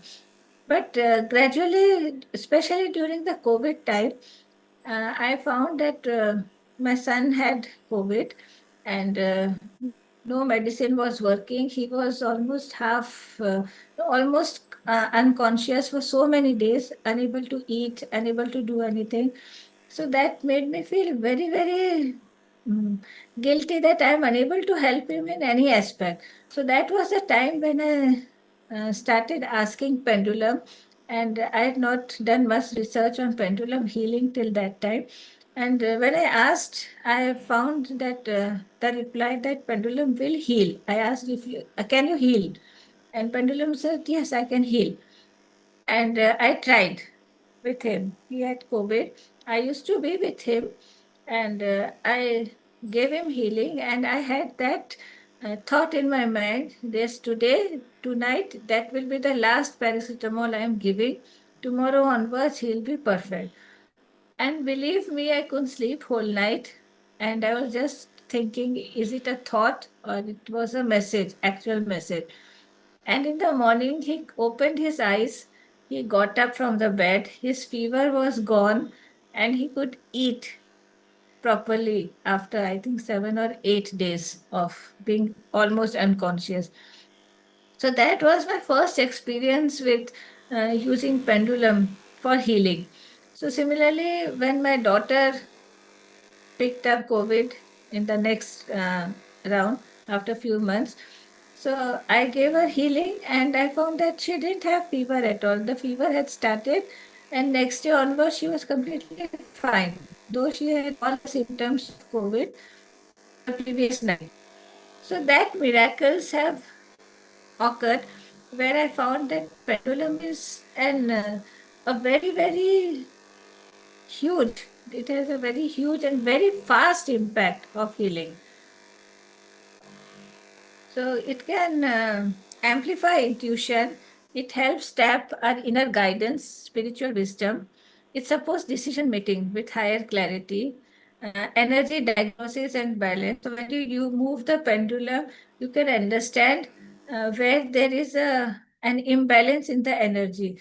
The way the pendulum is moving, from the speed of the pendulum, rotation of the pendulum, you can understand what is the link between the energy level of that particular chakra or that point. It detects energy blockages in chakras and aura. It helps in clearing stagnant or negative energy. It helps in cleaning and alignment of the chakras, balances the energy, enhances emotional and physical well-being. So when I do Reiki, uh, I had started with Reiki, and almost 30 years down the line, and gradually I started researching on more and more techniques of healing. So I found when we combined these techniques, it gives a much, much faster and miraculous healing, we can say.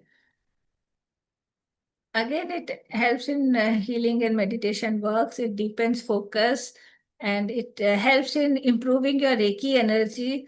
It is a powerful tool for distance healing also, and we can get answers from dowsing, and it explores subconscious patterns, and unresolved issues are also helped with those. Then we come to pyramid healing, back to our topic. And pyramid healing actually was Brahmarshi Patriji, he is said to be the founder or father of pyramid healing. And what we do by pyramid healing is, again, we are amplifying the energy level of our body, of our whole system, which helps in healing us physically, emotionally, mentally, and helps in the holistic healing and spiritual upliftment of our being. Our meditation practices, they are improved if we sit under the pyramid and we meditate or do our spiritual practices or kriya or our reiki practices or our prayers. We will find that the power of those practices are increasing to a great extent. Then our healing, that improves to a great extent again, and we feel more self empowered as a being, as an identity. We have the better identity. Now we are working, we are in a society, we have made our own identity. But when we start healing under certain conditions, we'll find that our identity is enhancing to a great, great extent. So this is the type of pyramid. We may not go to Egypt, and we can actually connect to the Egyptian pyramids. I'll take 5 minutes and wind up. The mummies were kept at a certain level. When you go there or you go through the text. So what happens is they are kept at a particular height where all the energy is coming and condensing at that point. When we talk about the sphere, all the energy is condensing at the center of the sphere. So when we talk about a triangle, a pyramid, the energy is condensing at that particular point. So when we are at that particular point, the energy of the pyramid is focusing, channelized on that point, and that helps in healing very fast. So we talk about our ancient texts. We see that in Atlantis and Greece, we find that they had made pendulum-shaped healing centers with glass on the top, and they were placed so that the sunlight could be harnessed, and that patient was kept at that height, and that helped to improve the healing process to a great extent. Then we can have the pyramids at our house also, or in a separate room. We can create such type of pyramids, which will where we can sleep, where we can work, where we can study, or where we can sit. We can prayer, do our daily spiritual practices under this pyramid, and we'll find the improvement in our practices. Again, we have pyramid caps. Suppose such we don't have much space in the house, we can wear such caps even in the indoors, and we can do our practices. We can keep our wallet, we can keep our spiritual beads or rudraksh or whatever we want to be energized, or we can make some write our wish on a paper and keep it in a small box and keep it in the pyramid. We'll find that it is healed at a very faster rate. So we can get some pyramids on various websites also. You can order those pyramids. You can start, you can write your wish on a piece of paper. And if you are a Reiki healer or you know some healing techniques, you can make the particular symbols on those papers, fold them, and paste it with a sellotape and start healing or giving positive affirmations to the pyramid. So we can heal our body. We have 7 chakras pyramids also. So each is representing, each has a different color representing the chakras. So we can keep the pyramid on, we can lie down, place the pyramid on those chakras. These are small, tiny pyramids, and we can start healing through these pyramids. And Patriji, he has actually made a clinic in a in Bangalore, and I had a privilege to go there and visit this place. And at each level, he has created 7 levels, and each level based on the chakra, based on the issues that are related with the chakras, he has planned for the doctors, and so that when the person, suppose when he is having an issue in digestion or constipation or something, so that will be at the lowest level. If he is having a issue in focusing and concentration, they will go to the 6th floor, third eye chakra area. If they have emotional problems, they will go to the heart chakra level. So each level has that specialized doctors, and the person goes there. And actually I was so tired when I had been there, I didn't want to uh, go upstairs, rising through the stairs. But by the time I reached the top floor, it was a very small area, and I felt that it was so refreshing, and all that fatigue had actually gone. So that pyramids are such a huge healing centers. If we can incorporate such, like Auroville, we have it in a sphere. We go there and we feel so much relaxed. We go to the Lotus Temple. So those areas are designed in such a way that automatically your energy level is to another level. So he's coming to Siddha healing. Siddha healing has various dimensions. So I am practicing Siddha healing of Swami Hardas life system. He was in Pune.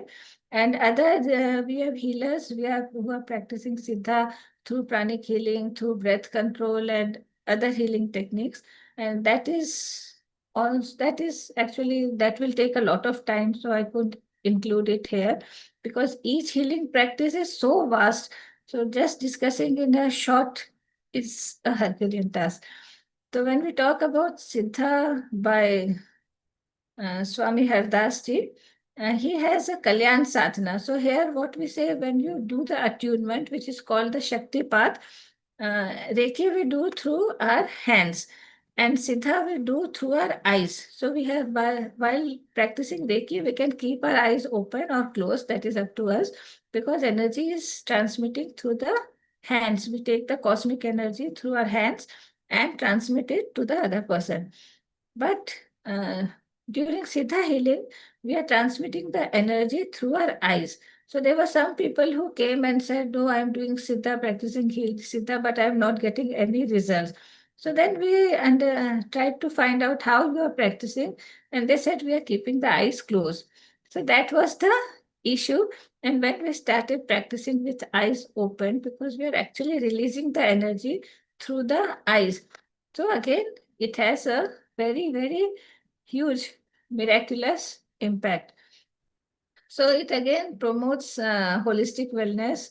It is not linked to any religion. It is a positive spiritual power benefits, and it removes tension, fatigue, fulfills sattvic manokamna, pure-hearted desires, enhance harmony, understanding among family members, improves concentrations, clear obstacles, helps in decision making, attracts divine blessings for a happy and spiritual life, and we can retain the Siddha power lifelong, aiding in healing, peace, progress, and spiritual growth.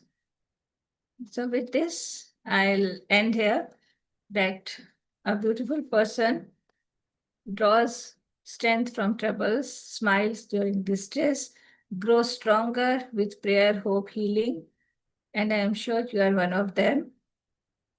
With love, light, and Reiki, I would like to end there. Thank you.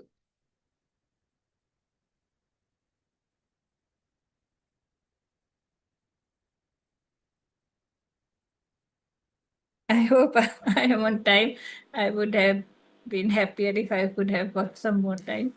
Okay, thank you. I'll just Yeah. few questions.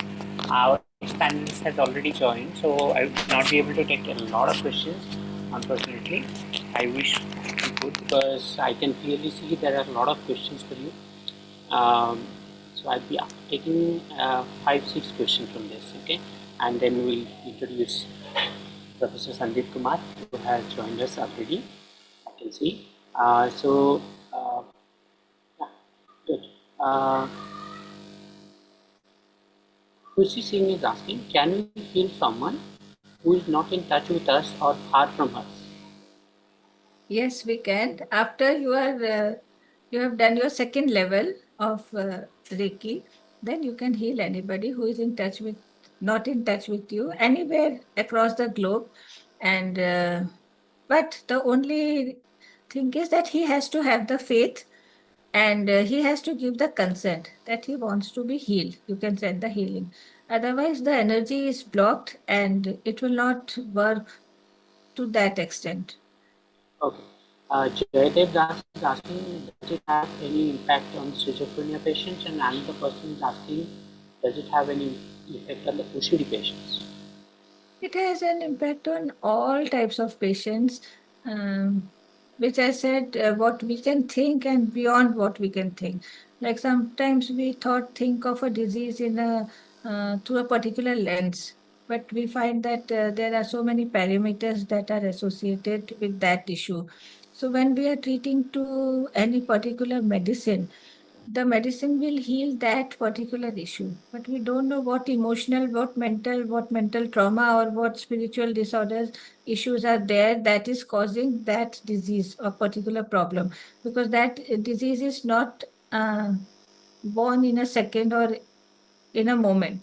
That has taken place after lots of energy damages in the body. So any disease, any problem that is coming up, that is because of that energy imbalance in the body at a particular or multiple points. So anything can be taken care of with healing. Okay. Aminur Rehman is asking, what kind of protective measures can be taken to prevent forest healing or getting healed? Yeah, that is very important aspect, because when we are healing somebody, we tend to take their negative inside us, and that may cause an imbalance or fatigue, or our emotional pattern may be disturbed sometimes if we are getting too attached or taking their negativities. Like sometimes when I heal, I can feel the pain of that person, so I can understand, okay, that person is having that intensity, intensified pain. So that point I am able to understand. So that may create a disturbance in you if you are not protecting yourself. Like a doctor has to wear the gloves, have to wear the mask. So as a healer, we have to first cover ourselves. We cover with ourselves with bright white light. We channelize our breathing pattern before we start healing. Like we use, it is always better to breathe through right nostril when we are giving healing, so that we are protecting ourselves from the negative energy. And there are various other ways through which we have to first heal ourselves and protect ourselves before giving healing to somebody else. Okay. There are a few questions which I am summing them up. Is asking, can we practice more than one healing technique at a time? Then Pauline Skipprochis is asking, how does it take to reach the highest chakra? And then Neha Kumari is asking, can you please suggest some sites or healers whom we can refer to in order to practice these healing techniques? Yeah, you have to understand what type of healing technique you want to learn, and then you will get lots and lots of information from Google. But again, you have to understand with whom you are able to connect. So, not all may be very excellent, or not very excellent, maybe connect, you will be able to connect with them. So that is again your understanding and your sixth sense, that you will understand after talking to them. You are able to connect, and you will understand that once you talk to them. And what were the other questions? How What can were we the other learn it questions? online? Yeah, you can learn How it do we reach online. the highest? Yeah, you can Okay. learn that online, because especially during Reiki, we started even teaching online. We used to give healing with the distance symbol, but we started even giving attunement online, and it was very beautiful experience. Like a person who had who had learned healing during that COVID period, he had some issues with his legs. So when I used to even give him a call, he said, "Ma'am, I didn't know that you had called. I didn't even see your name on the screen, but I could feel the energy. I don't know how, but I could feel the energy, and I smiled, and I could find that it was your call. And when I'm talking to you, I can feel that some sense of energy is running throughout my body." So that also, not everyone could feel that, but there were some instances where we got such experiences. So that is up to the individual where we are presently and how fast we are able to connect, what are the past records, previous births record. So based on that, we cannot, it is not a thumb rule that in 1 year, 30 years, 50 years, 1 month, we can open the chakras and our kundalini can rise to a great extent. It depends from person to person. Even after one sitting, a person can be completely enlightened, or it can take a lifetime also. Okay, so the last three questions for you. Neha Kumari is asking, ma'am, there are evidence about pyramid healing helping in hormonal disbalance like the PCOS and PCOD. That's question number one. Then Sona saying, ma'am, how can we calm our mind when we are constantly feeling anxious and not able to know the reason? And then Nidhi Swami is asking, hello ma'am, can you please share some techniques to protect our aura daily before we step out of our home? Yeah, excellent. Yes, we can calm our minds, and we can still we are learning, we are entering into healing. Even the positive affirmations are very, very helpful. I've seen people heal themselves only through positive affirmations. So when we add the essence of healing on our affirmations, we find a much faster and a huge change very soon. So till you are actually deciding that you want to become a healer and through whom you want to learn healing, you start with positive affirmations like PCOS and PCOD. Also, people have healed themselves, but continuously keep on telling and make a journal. Daily write gratitude journal. Make it a habit. Keep it near your bedside. So before you go to sleep, you write in your journal few lines of gratitude. Thank you, universe. Thank you, energy. Thank you, God. Whatever way you want to start, whatever language you want to write in, that is not a barrier. So start writing gratitude for the breath, for the breathing, for the life today, for the food we eat, for any good thing that happened. And even if nothing has happened good, just write, I am very happy and I am healed. I have abundance of good health. So that again improves the health and mental health also to a great Okay, extent. thank you, Dr. Priyanka. So it's wonderful to have all the questions. So many questions are still coming, and many of them have many concerns and questions. What we'll do is we'll summarize them all and we'll send it to you, and maybe you can respond to them whenever you're free, and you can reach out to all the participants with the responses in the form of an email. Okay, so the participant, those who have concerns related to certification, please make it, please note that today you will get 2 certificates. If you attend the session 1, you will get session 1 certificate. If you attend both the session, you will receive 2 session certificates. So you do not receive 1 certificate today, so that's up to you. You have a choice, life always, and you have to make a choice. So the session of Dr. Priyanka Mishra related to Reiki, Siddha and pyramid healing and other forms of healing, alternative healing for mental and spiritual health comes to an end. So it is my utmost honor and privilege as well as to thank Dr. Priyanka Mishra for holding such an interesting and very engaging session. It was very interesting. It was loved by a lot of people. I have been also able to see that people are sharing the images that we have shared in the WhatsApp groups are their status and stories already on WhatsApp, and So it shows that the level of engagement and interest people have towards these sort of techniques and these alternative modalities of treatment and healing. So health is not all about medical treatment, and that's something people, all of us, need to humbly and very genuinely and authentically need to acknowledge, and then only we'll be able to do justice with our own health and well-being as a whole, because we as humans are not just about physical health or mental health, but rather overall health and well-being consists of spiritual health, mental health, social health, and other forms of health and well-being. And that comes as a result of our equilibrium with our balance with the entire society and the entire universe as a whole. So with this, it is my pleasure to thank you for again. Thanks for coming on the stage of Global Consortium of Global Health Actors, Leaders, and Thinkers. It's been wonderful hosting you. Our admin team would be in touch with you regarding your e-signature. Please provide the same as soon as possible so that the certificate started tomorrow onwards, because the participants always reach out to us in personal messages and hundreds of emails, which can be a little disturbing because we are always busy with our sessions and panels, and we really don't have the time to respond to them. So for coming on the stage, and it was wonderful hosting you. It was wonderful talking to you, getting to know about this insightful field, which actually deserves a lot more attention and time than what we actually give.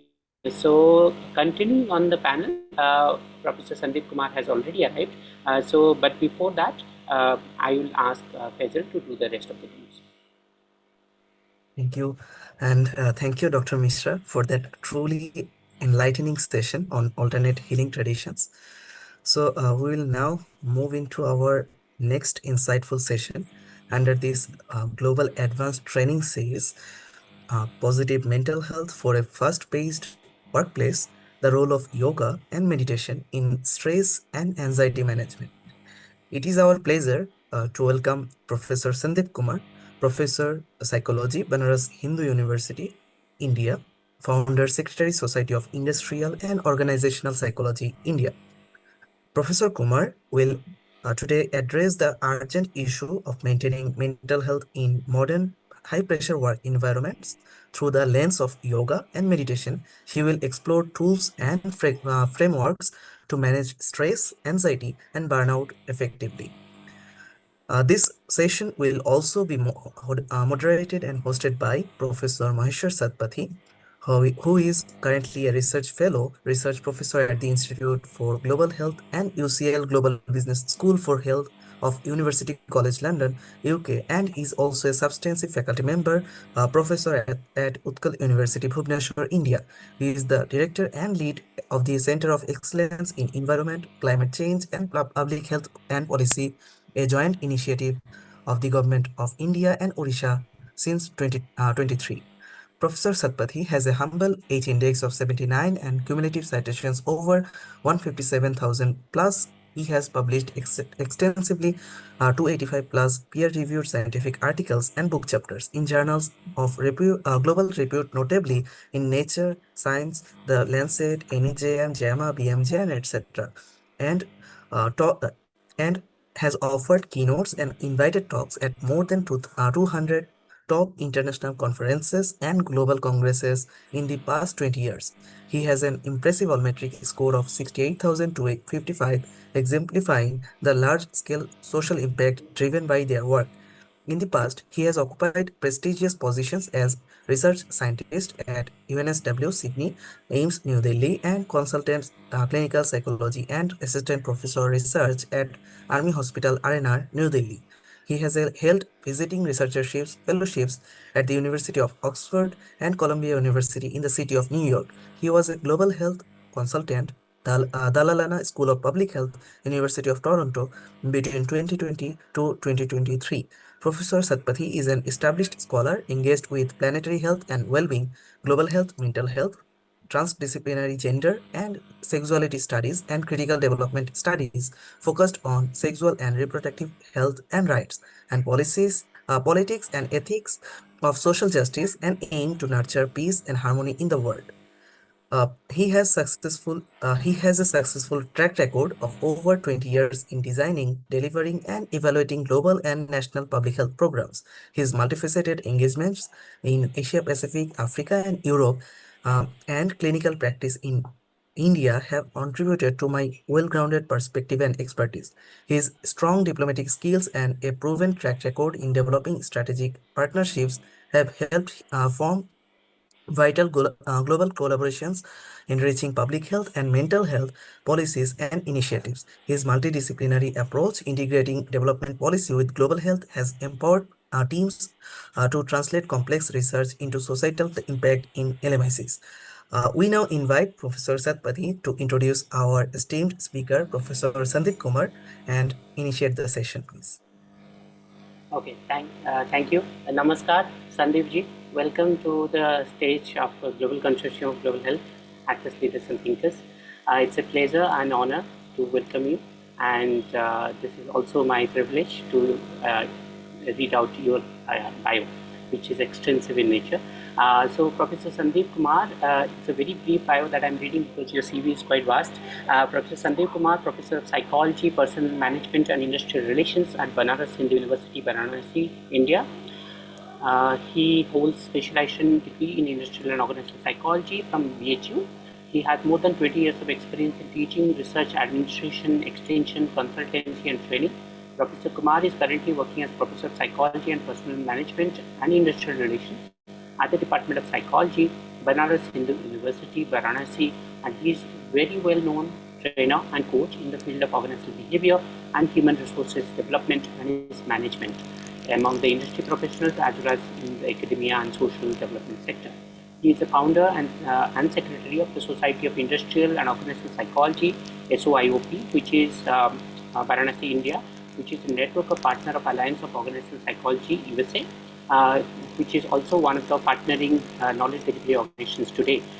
Those participants who are attending sessions today, they will get a certificate with the certification criteria as applicable from the society.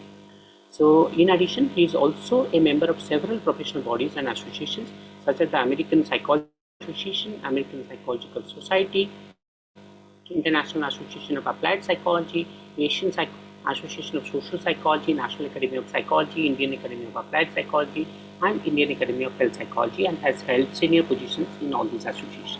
He has organized symposia and workshops at various national and international platforms.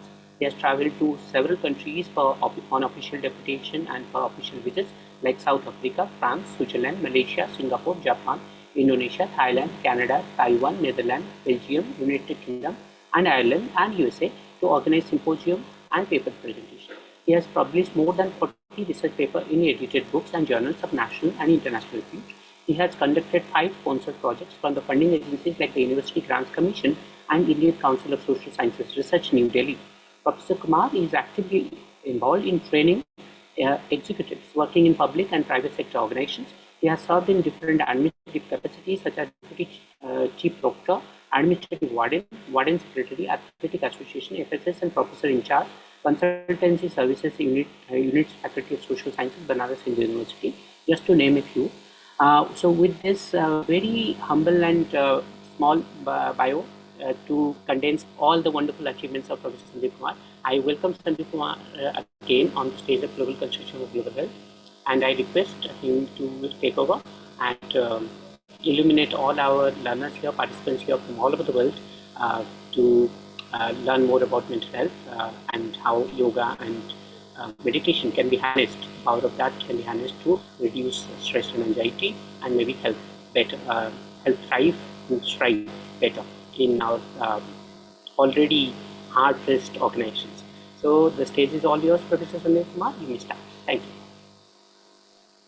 Thank you, Maheshwarji, for a very nice introduction. So, first of all, I would like to admit that I was busy in last 3 days in admissions in my university. So I have not a very big presentation, but whatever experience I have through teaching, research, or training, I would like to share. So there is a brief presentation, but I would like to share my experiences with the help of some slides which I could make. So I'll be focusing more on the fast-paced work, how it affects our health, mental health, and how yoga and meditation is going to help, or it's helping us in a different way to deal with the different physical ailments or the mental issues like depression, anxiety, the others. So certainly uh, you'll be able to make. And I would like to let you know that we have certain lifestyle which we try to evolve through experiences. Earlier, I used to get up around 8 o'clock in the morning, but nowadays we are able to get up around 4:30 or 5. So that can be a lifestyle, uh, but it is helping us not only to be attentive whole day, be uh, more productive in our different activities in our personal life also or in professional life. So you can evolve a different way of life, but certainly it helps you to lead a healthy life, both in a physical way or in the mental way. So there was a professor in our university. He is there. Uh, One fine day during the morning walk, he said, "Is Sandeep ji, I would like to share something to you." And he was not able to share that thing to his wife as well. So he was undergoing several kind of stresses and anxieties in his life.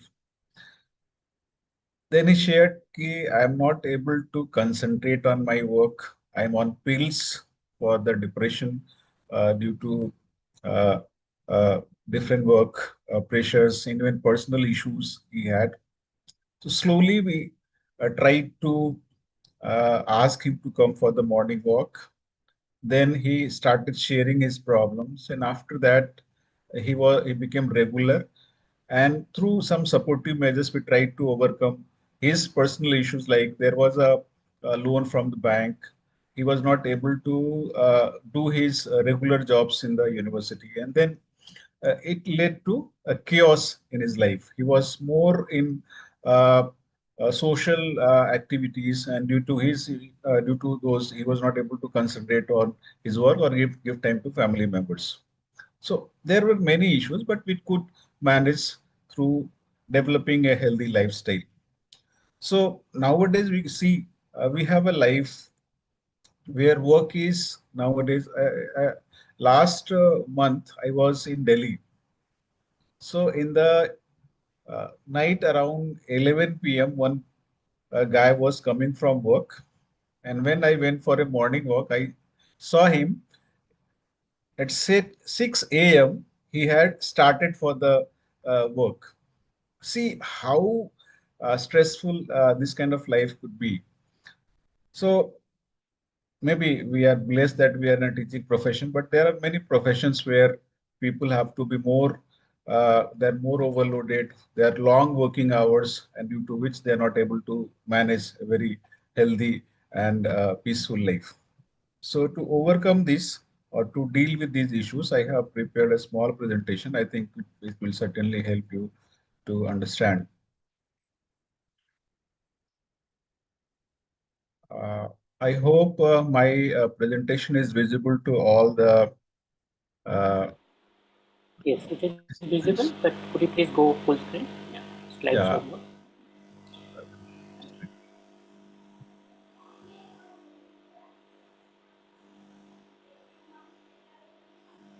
Yeah, thank you. Yeah, it is visible, I think, to all the presentations. I think the first slide you can think of a life at workplace and how you can start a life. Certainly, it will help you uh, with the positivity in your life.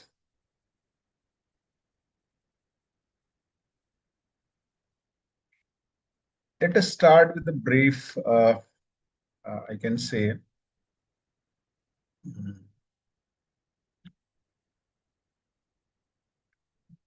quote by A.T. Gleason. Sometimes the most important thing in the whole day is the rest we take between two breaths, deep breaths. So sometimes we fail to uh, breathe properly in our life. So when we have lots of stresses in life related to uh, different issues in our life, but sometimes the most important thing when you take it can be anything else like nap in the afternoon after your when you are tired. So it is the very nice thing which so this can be like for this person this is one person is having a coffee that can be a very nice time for him. Some person is chatting with someone that can be good for him or her. So it could help in our life. So but before we start uh, uh, the uh, formal talk, you can see the different stresses. Either you are a male employee or a male female worker, these kind of things are there. Workloads are there. Even more assigned. Being a teacher, we can say that they are not loaded. But as I say, in our university, not we are not only engaging classes, doing research. There are many administrative responsibilities are there. Some timelines are there, like copy correction is there. Even when you are delivering a talk like this, again you have to prepare for this kind of talks. So certainly you have to manage your time properly. Certainly that helps you to deal with such issues. So all office becomes a chaos when you don't have you are not able to manage your time. You're not having people who are there to support you, and certainly it becomes a chaos. Your life becomes a chaos when lots of stresses and anxieties are there in your life. Certainly, you need to evolve a lifestyle which certainly is going to help you deal. So, in this fast-paced work life, when we go back to our ancient traditions, we find that yoga and meditation are the key factors which help you to calm your body. So, why I'm saying this? Because if you are able to keep yourself calm, both mentally and physically, there are very less chances of for you to getting stressed or having any kind of anxiety in your life. But it is not possible for even all of us to have that. So we need to manage them. We manage our stresses so that they are at the moderate level. We also try to manage the anxieties. So, a moderate level of stress or moderate level of anxiety is essential so that we are productive in our personal and professional lives. That helps you in uh, your personal as well as professional life. That helps you to develop some hormones which help you to do your activities or feel good in your personal and professional lives. But before we start the formal discussion, let's be clear that the mental health or the physical health, they're not separate entities. So they are complementary to each other. Okay.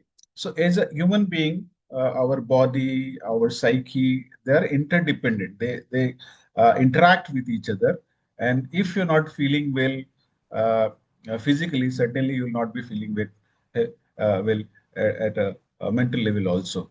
So is our the health status. They are complementary to each other, and certainly they cannot be separated. So the physical health and the mental health, they are complementary to each other. So we're not able to separate, but we need to uh, manage them in a better way. So as we see uh, today's fast pace, we are dealing with the high pressure work environments. Even if you are in a teaching profession, uh, universities or colleges, they're dealing with the different kind of factors. But if you see the corporates, they have deadlines to do. They have uh, some uh, products to deliver. So maintaining a positive mental health is even uh, just next to it, it's become vital. It has become essential. So this constant demand for as I said that there are tight deadlines. Many a times you need to do multitasking. Okay, so being a teacher, we are researchers, we are teachers, but at the same time, our university asks us to get some projects from the funding agencies. You have to devote your time in that. Even they're also asking us to do some consultancy projects. Again, you have to do that work, and at the same time, you are in administration. So we are doing multitasking at the same time. So, and even nowadays you have to be available. uh, Today's we have digital culture. We get messages on WhatsApp from our head of the department or the dean of the faculty or even some administrators.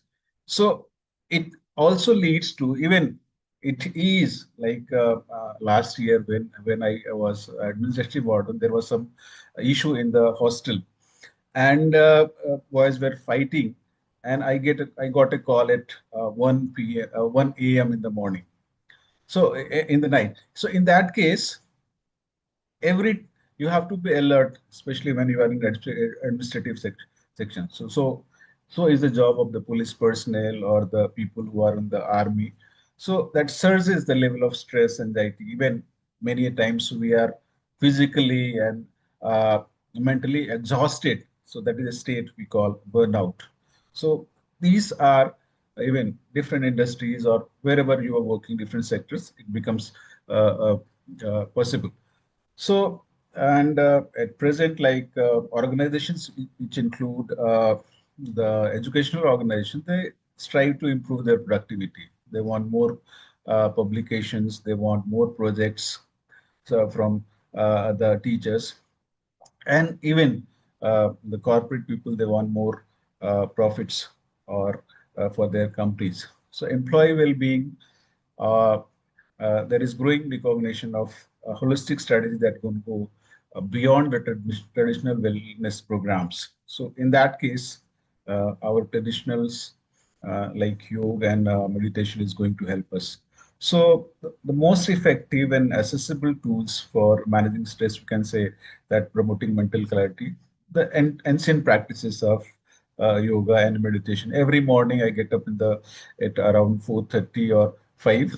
Then we have a session for 1 hour for yoga. Then what we do, we just do some stretching exercises, breathing exercises, like a Surya Namaskar is a kind of stretching exercise. Then pranayam are they are the breathing exercises we do. So we do it. Then we go for a morning walk. So when you start this kind of activity, certainly a positivity, you start your day with a positivity. And we can find many, even in our campus, we can find many people doing such kind of things. So the these mind body techniques, why we are calling it mind body techniques, because our through meditation we are trying to calm our mind or brain. Through yogic asanas we are trying to calm our body. So they offer practical and scientifically backed methods to enhance the emotional resilience. So when you have support of your body, support from your colleagues, certainly it is going to help you. So it fosters a sense of balance, miss the workplace chaos, what you say. So in today's session, we would like to explore the vital role of yoga, meditation, which can help us cultivating positive mental health, and that too in highly demanding work settings. And how yoga and meditation, when you do regular practice, can contribute to a healthier, more focused, or more engaged, as a more engaged workforce when you are in the work places.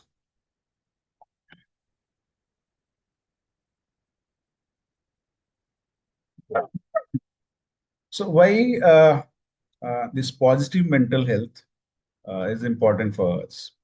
So as we see that it refers to a state of well-being in which individual is able to realize their own potential.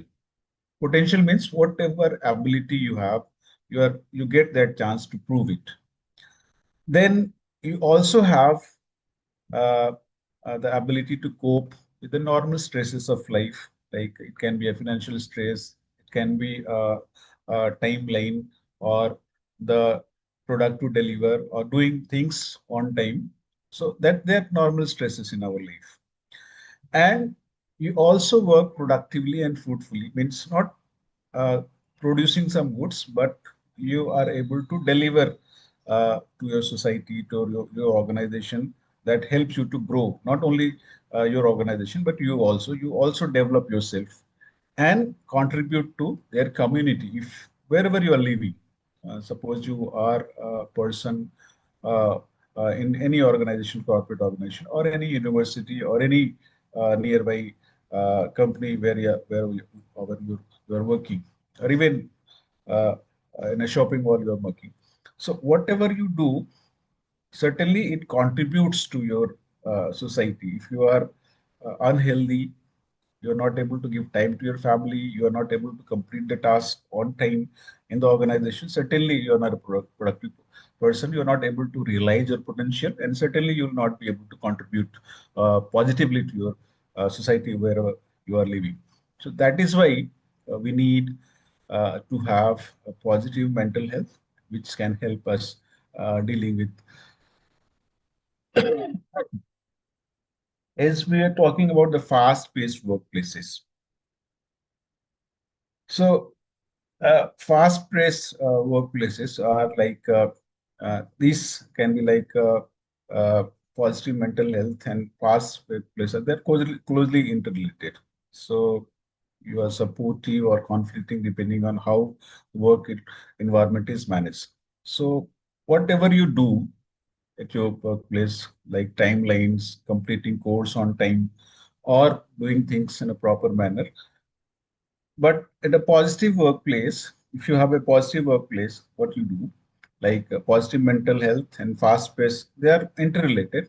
And how, suppose you have a supportive workplace, or you have a conflicting workplace. So depending on how your work environment is. So when you are, as we say there, we are interdependent. So fast-paced environments demand high mental resilience. You have to be resilient. You need to have a hardy personality to deal with the negative situations in your life at your workplaces. So in this case, the positive mental health supports productivity. Suppose you are resilient, negative situation is there, certainly you will be able to bounce back and contribute to your workplace. There are some potential conflict, like if you have high workload, so doing more work than your capacity. In that case, you will be stressed. There will be possibility there you are mentally and physically exhausted, and there will certainly what is anxiety? Irrational fears, fear without any valid reason. So it leads to such kind of cases. And we it can also lead to a poor work-life balance. So if you're not able to give 100% to your family, or 100% to your work because of these issues, suddenly there is possibility of depression. As I said, my friend was suffering from depression.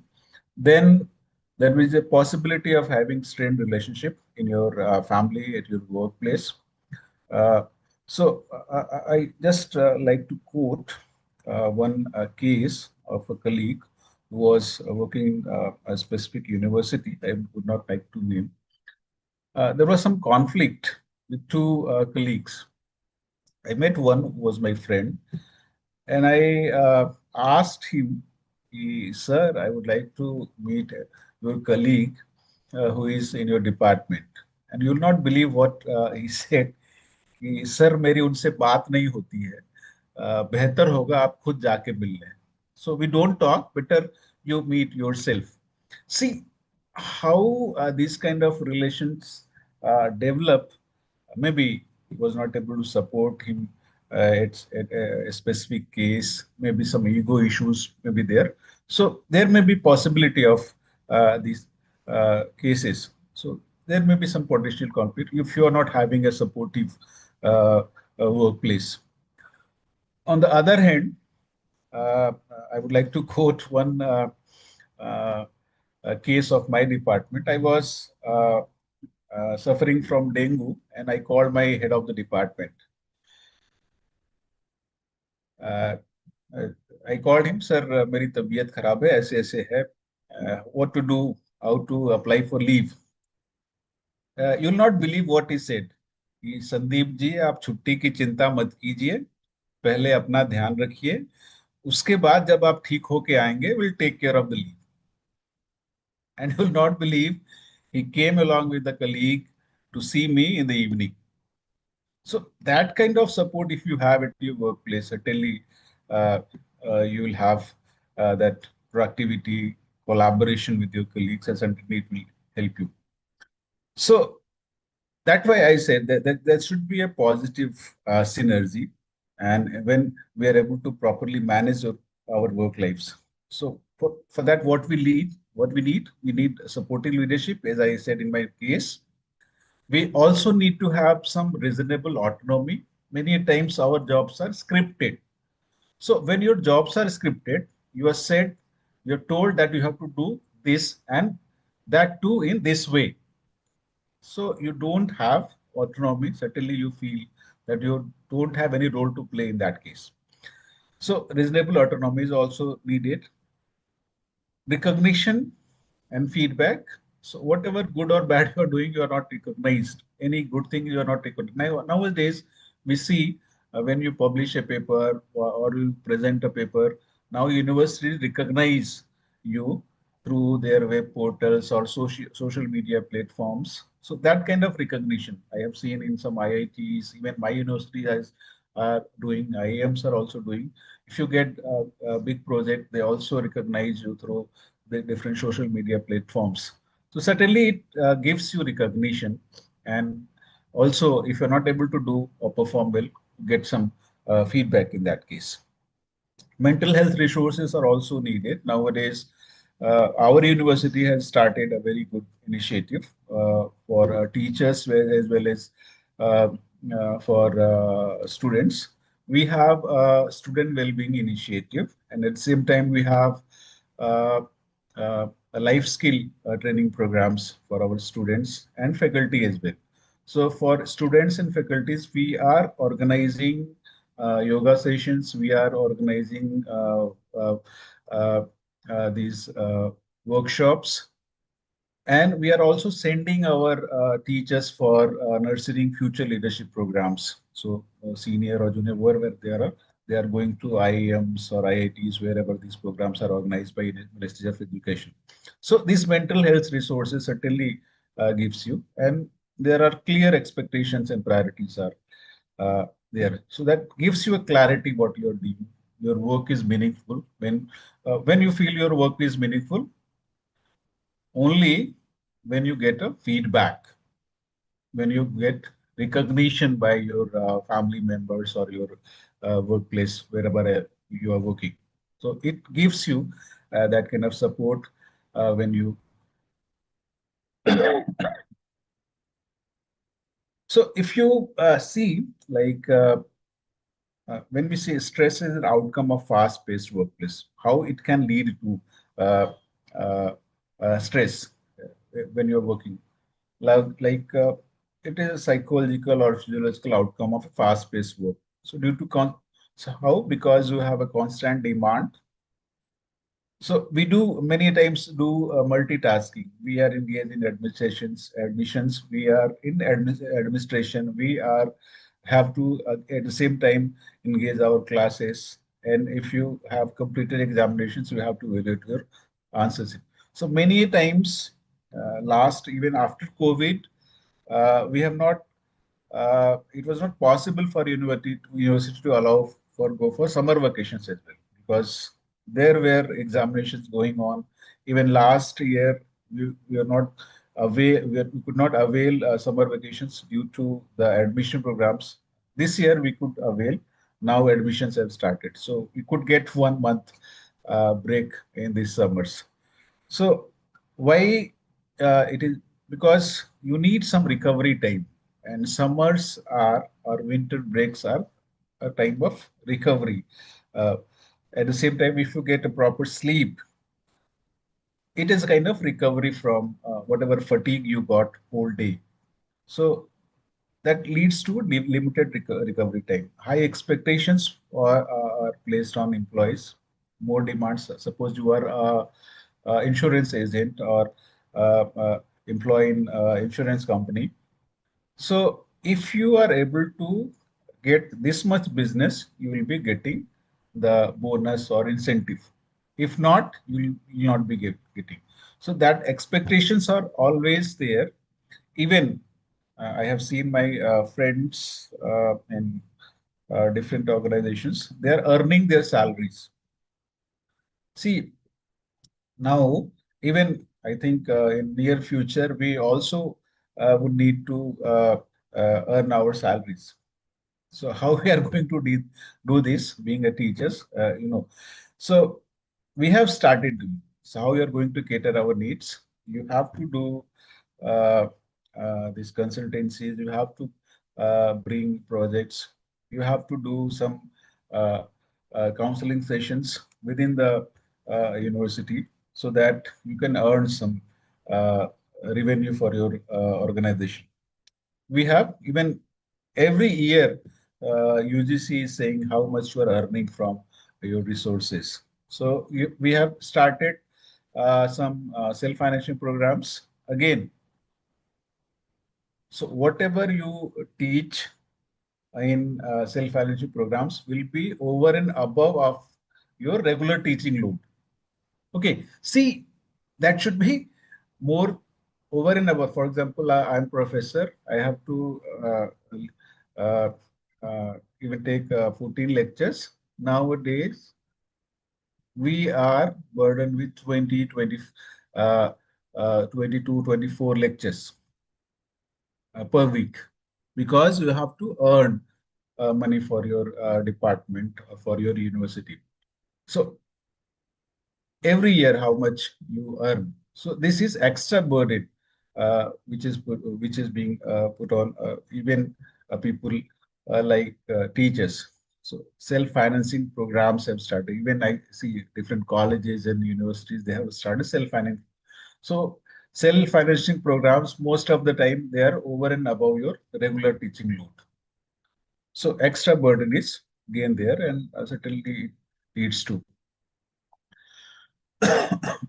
So now how this fast-paced workplaces causes stress, like speed of work. There is little time to think or plan, or leading to mental overload. You're not able to plan properly. Certainly you are overloaded. Even high expectations, that there is a fear of failure, or maybe you are let down your team or management. Again, there is an IRF ranking. When its score is low, you feel bad. So that is a kind of letting down your university or letting down your organization where you're working. Long hours, even last week, we are working long hours. Every day we are coming around 7, 8. Today I could come early because of this session. But they're long hours. But if you're in private sector, I have seen my students who are working in private sector, they are working 8 to 8. They start at 8 and even they come back at 8. 12 hours they are working.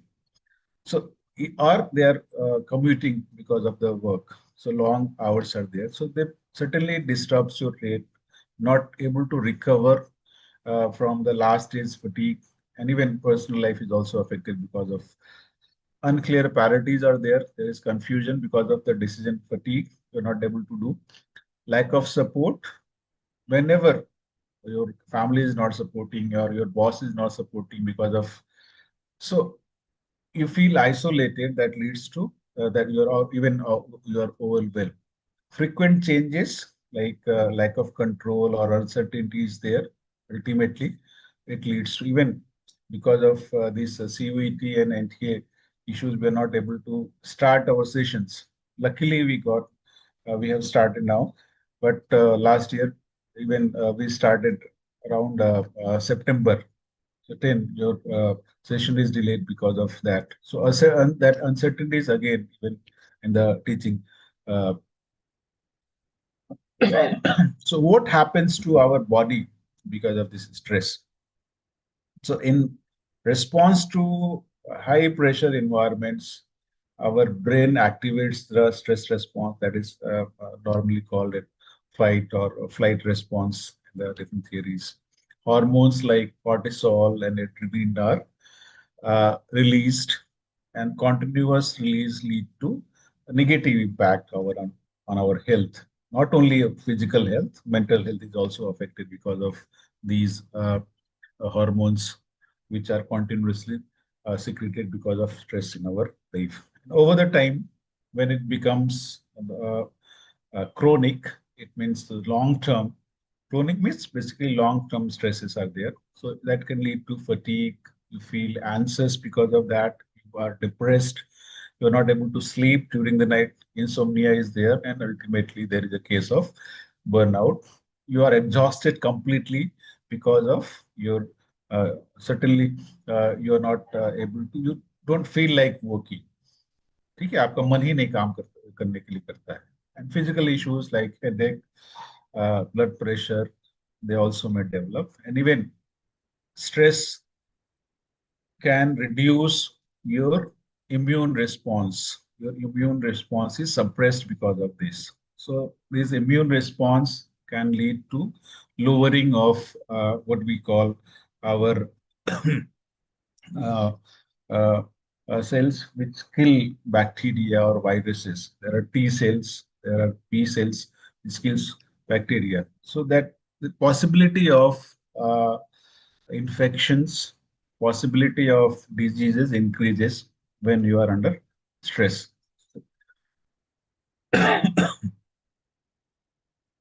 So psychological signs, because of this kind of stresses, there is a constant worry or racing thoughts, irrational fears are there, irritability and mood swings are there.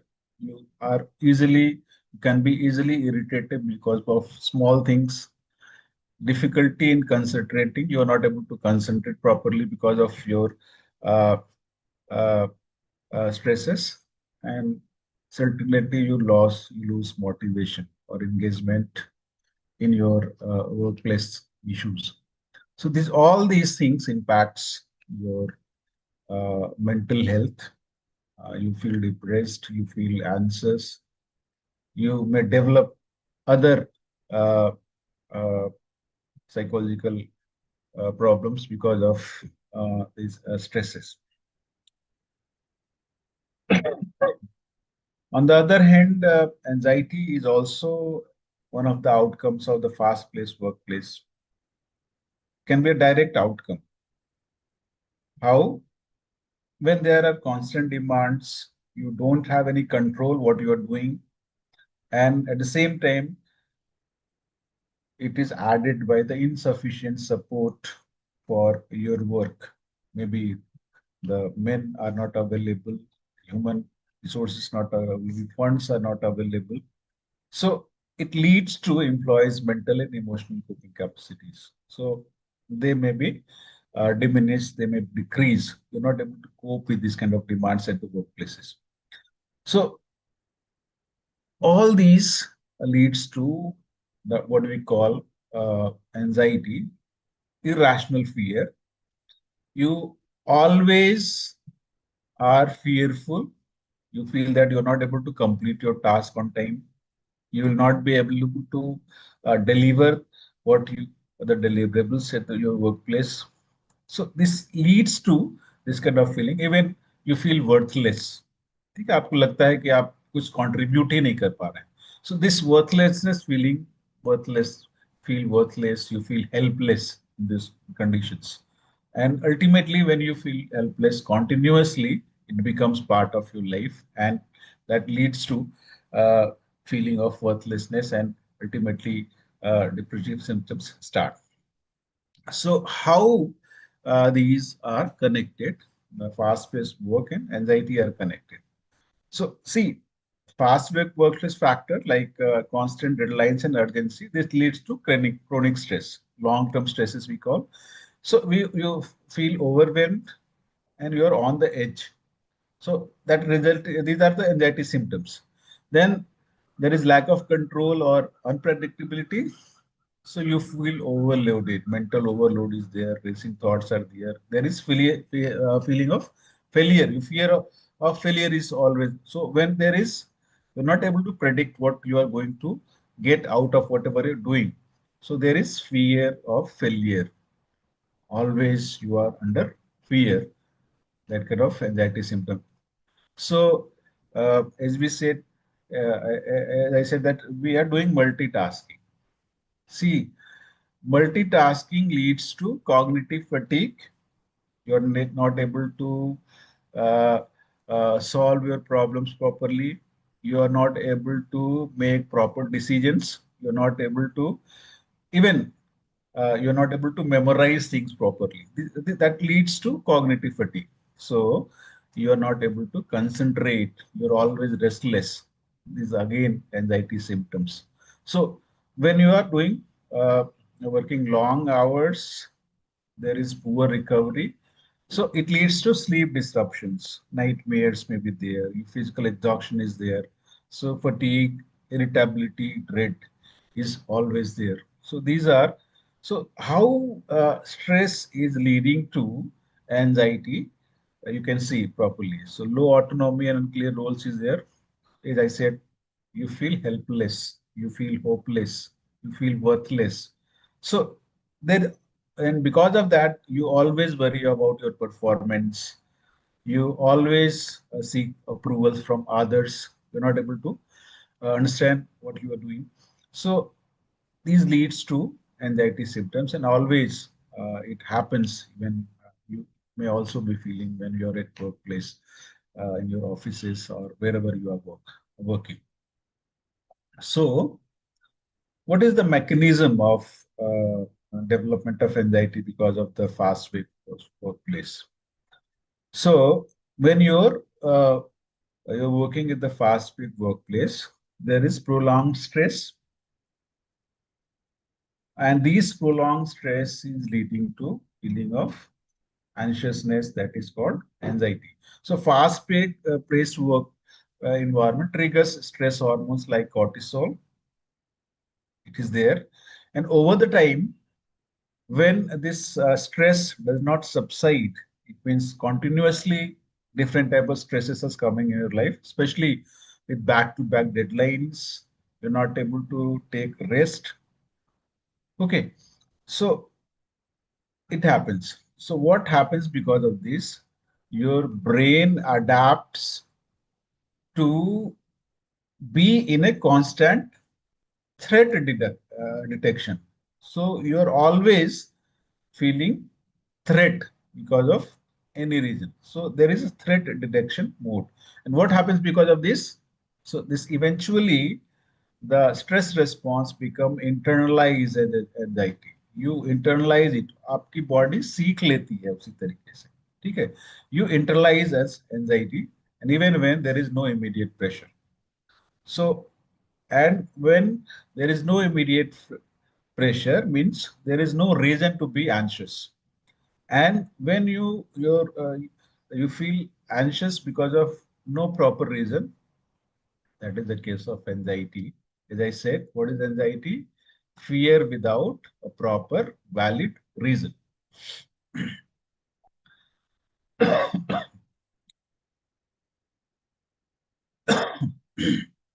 So these symptoms usually you develop fear of making mistakes or underperforming, overthinking regarding the emails, meetings, or decisions, whatever you're doing, whatever you decision make, you always worry it is going to work or not, it is going to give the result which is expected or not.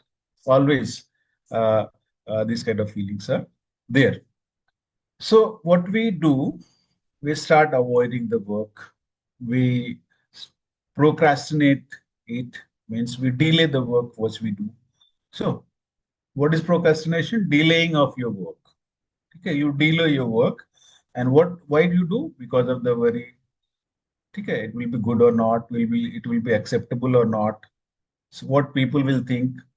So if it fails, what will happen? I may be uh, uh, not be able to handle the issues. So this trouble, again, there is trouble. This all when all these things are going in your mind, there is trouble sleeping before progress. Okay. So you don't feel like going to work. Even on Sundays, that anxiety starts. So you trouble sleeping before the work days. So Sunday night you are not able to sleep because next day you have a lot of work to do. So that eventually it may lead to panic attacks. So in extreme cases, you may feel panic attacks, and these panic attacks makes your life more complicated because you're not able to handle these kind of factors. Ultimately, you will land in some psychiatrist or some counselor who is going to help you in these cases. So the question is, how can we overcome these stresses and anxieties which are caused by this fast-paced workplace? So that again, there are some factors, especially something you have to do at a individual level, and something your organization also need to think of. Uh, so to overcome stress and anxiety caused by this fast-paced workplace, we need to adopt a combination of the personal strategies that we call individual strategies, and the organizational changes are also required. So what we can do at our own level, there are individual strategies. So the topic which the mindfulness and relaxation techniques, so which are included are in like meditation, yoga. So what we need to do, we need to practice deep breathing exercises through pranayam. We also need to do some meditation and yoga in your. So it should be part of your daily routine. It's not like I'm doing today and after 4 or 5 days or then. So you should be regular in doing that. If you do it regularly, then you'll get the desired results what you want to get. We can also do a practice guided relaxation. Nowadays, some apps you can find some apps on uh, Google platform or other platforms. So like what we follow in our case, like there is a program by Sri Ravi Shankar ji. So Abhyasa app they have. So we follow that, and every morning we do it. So that what is the benefit of this meditation yoga? Your uh, usually these stresses and that is what they do with your body or your mind. They make you tense. You always feel tension in your body and your uh, mind. So you're not mentally relaxed, you're not physically relaxed.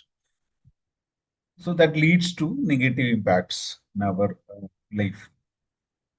Organizations also need to think, the leadership needs to be supportive, whatever expectation they are asking for from the employees, they should be realistic. Wherever possible, there should be flexible work, like flexible work arrangements may be there. For example, in our department, we have some ladies who are professors at assistant level or associate level, or so they have some issues like they have to take care of their kids. So what we do on their request, either we schedule their classes in the morning or in the afternoon. So there is a so that they can take care of their kids in the afternoon, or if afternoon school is there, that they can take care of their kids. So flexible work environments are needed. Like in tech companies, there is a rule of what they do. There is a rule of work from home. Okay. So suppose your kid is not well, or your husband is not well, or your wife is not doing well. So in that case, you can take care of them while working from home. So this has given some, even some rules are there, like child care leaves are also given. So these are some arrangements which can give them some relaxation in that case. So mental health programs are also needed. Like many organizations, they have employee assistance programs. Suppose you have some mental issue, there is some uh, counselor who can take care of your mental health issues. And if in worst cases there is severe depression, or the in that cases you can be referred to the hospital where psychiatrist is working, that can give you some medications also. So organization support is also needed, and at the same time, you also need to take care of yourself. So through mindfulness or relaxation techniques, which includes meditation and yoga, certainly we can do that. And organizations, they can do their work. So how this yoga and meditation helps in managing our stresses and different kind of anxieties. So yoga and meditation, they play a significant role how they promote your physical relaxation. You can relax, your body is relaxed. They also help you to be more focused. When you meditate, what do? You focus on certain object or certain things. So they enhance your mental focus. They also help you to regulate your stress hormones. There is suppose there is more secretions. If you are doing yoga and meditation, that secretion is regulated, and that comes to a normal level. So regulated stress hormones are there, and it also helps you to improve sleep. So if you do relaxation exercises, if you do yoga, there is possibility that you will be having improved sleep. Suppose in my case, I go to bed around 9:30 and 10. And that is possible only when you take meals around 7 or 8. Okay. So in that case, you take some rest, and after that you can go for sleep. Every person can have their own lifestyles. What I practice this. So it helps you in, and it also helps you to wake up early in the morning. You can wake up early in the morning when you sleep early. Otherwise, your sleep will not be uh, complete. So it achieves this through various asanas. Like asanas are different kind of postures. Like in this case, you can see uh, we also need to do pranayam. Pranayam are the basically breathing exercises. Okay, Bhastika pranayam is there, which we usually practice in the morning, and meditation, dhyan kind of thing is there. So it helps you to overcome these kind of issues. So how it helps? Let us go through it. There are physical relaxation when we do asanas, like yoga postures, like child's pose, that is called balasana, or corpse pose is savasana. Savasana usually we do after stretching exercises. When your body is tense, you go for relaxation, that is savasana. So it helps release the physical tension, and it also promote the relaxation by lengthening muscles. So when you stretch your muscles, okay, so when you stretch your muscles, they become relaxed. After stretching, there is relaxation. After stretching, there is relaxation. So, so what happens, like in case of uh, hypertension, or in case of blood pressure, what happens? Because of stress, improper sleep, there is a possibility of deposition of cholesterol in your arteries and veins. There is also possibility of your arteries to be less flexible. They're hardened. And because of that, blood is not able to pass properly through them. So that leads to hypertension or blood pressure in normal birds. Then we also do breath control in case of pranayam. So pranayam techniques, they encourage deep and controlled breathing, which can activate the parasympathetic nervous system. Do you know the role of parasympathetic nervous system? Parasympathetic nervous system tries to bring our body back to relaxation. You feel relaxed. So your parasympathetic nervous system helps you to give you proper rest. Okay? It promotes a relaxation response. You're physically relaxed because of these breathing exercises. So controlled breathing certainly helps you to activate the parasympathetic nervous system. And as we know, sympathetic nervous system basically it arouses our body, and parasympathetic nervous system help our body to be in normal situation. It brings us to the normal situation, that is relaxation. Then, as you know, there is a mind-body connection. So what yoga does, yoga cultivates awareness of the connection between mind and body. As I said, our mind and body are not separate. So yoga, when you practice yoga regularly, okay, yoga means even union. Okay, if you try to know yoga, what is union? Union of what? Union of your mind and body. So there is a connection between your mind and body. So what it does, it allow individuals to better recognize and manage the stress responses.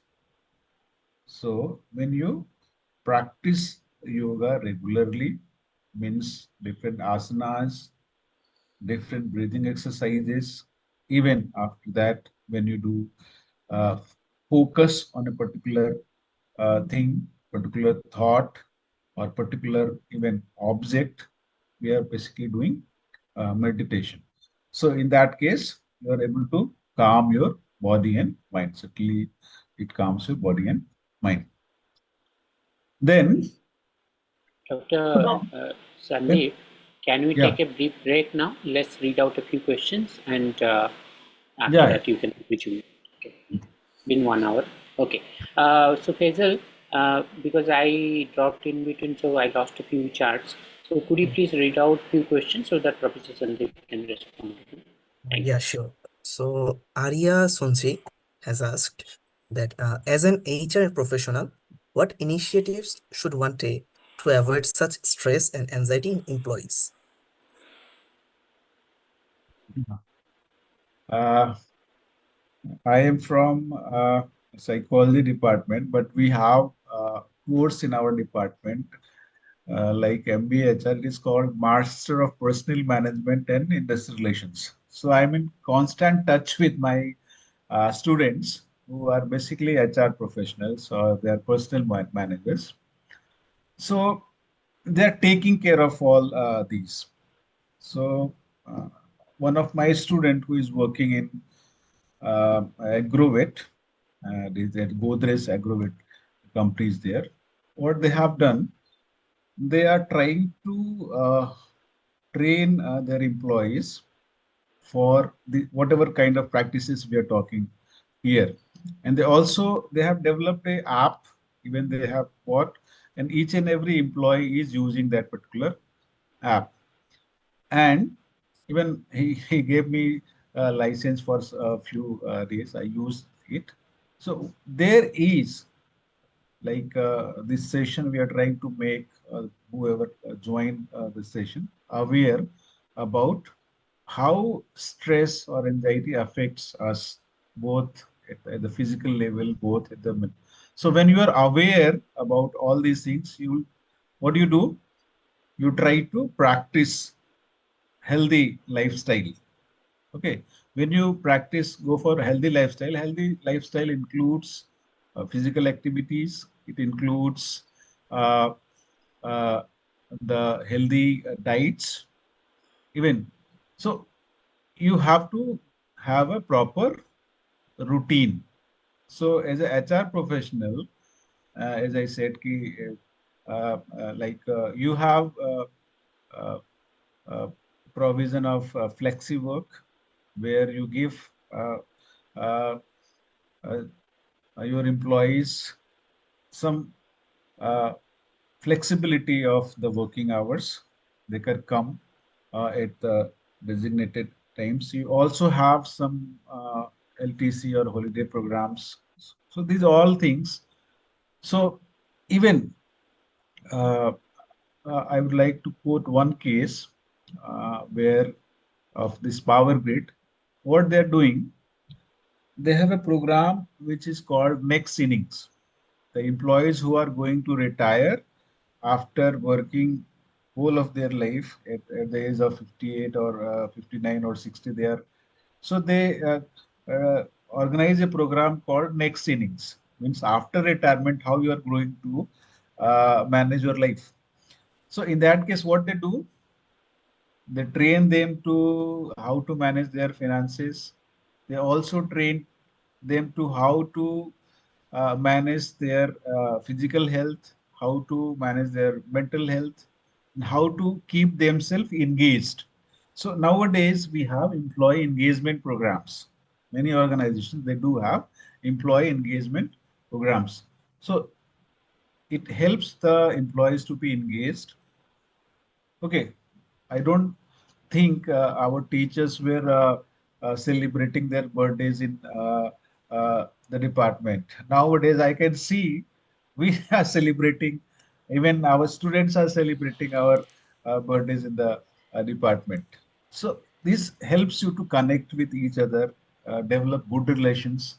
And if you have such kind of good relations, certainly your workplace will be a supportive workplace, engaged workplace, and also when you have a supportive workplace, engaged workplace, there is less possibility of being under stress or being anxious in that kind of because there are people who can take care of your problems. They will help you when you are suffering with some problems. Like in one case, when I had to take my son to uh, the health center, I just call my one of colleagues कि sir मेरी class है but मेरा बेटा बीमार है, I have to take him to so Sandeep चिंता मत करो, I will take care of your class.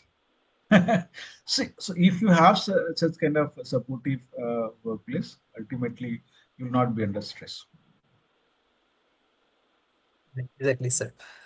So another question from Baloli Victorine Namalungo. She has asked that in environments where appreciation and motivation are constantly lacking, and how can individuals maintain their mental wellness without becoming emotionally detached or resentful? And she also asked that what are some practical strategies for managing burnout when one has limited options to leave a toxic work environment in the immediate future? See, I have seen cases, and even I have read also. Try to keep yourself away from toxic people or the toxic work environments. But you, because of your work, because of your job, you have to live there. So suppose you have a toxic work environment, what you can do? You cannot change themselves. So whom can you change? You can change yourself. You can change your perceptions. ठीक है भाई, ये तो ऐसा ही रहेगा, but if you accept कि ये ऐसा ही रहेगा, ठीक है, there is less possibility of being stressed. So you need to accept, you need to develop your individual strategies. Like we started going to different conferences long back. Even Dr. Maheshwar and I were together long back in 2012 to Cape Town. So from there we decided ki we'll have a personal professional development fund. So whatever we earn out of our salary or some giving guest lectures or doing some other works. So we have developed a personal professional development fund. So using that fund, what we do, we go for conferences, we go for leisure trips, we take our family for the leisure trips. See, so you have to manage this.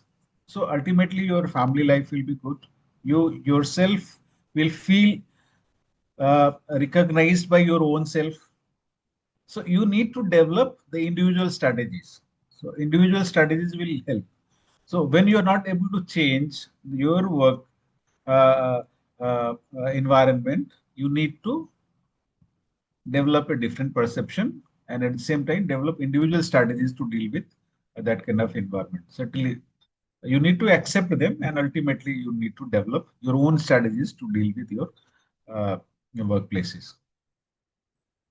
So try to, even in the toxic workplaces also, you can find some people who are mature, who are supportive. Everyone cannot be toxic. There would be some people who will be your friends. Try to spend time with them and trying to find, even we know who are the good people, who are the bad people. So try to spend more time with the people who like you or who are liked by uh, others also.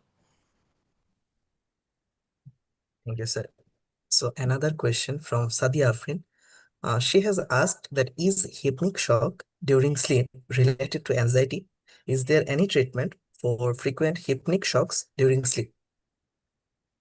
See, I'm not a clinical psychologist, so it is not possible for me to answer this question. It is better you meet a physician for this case.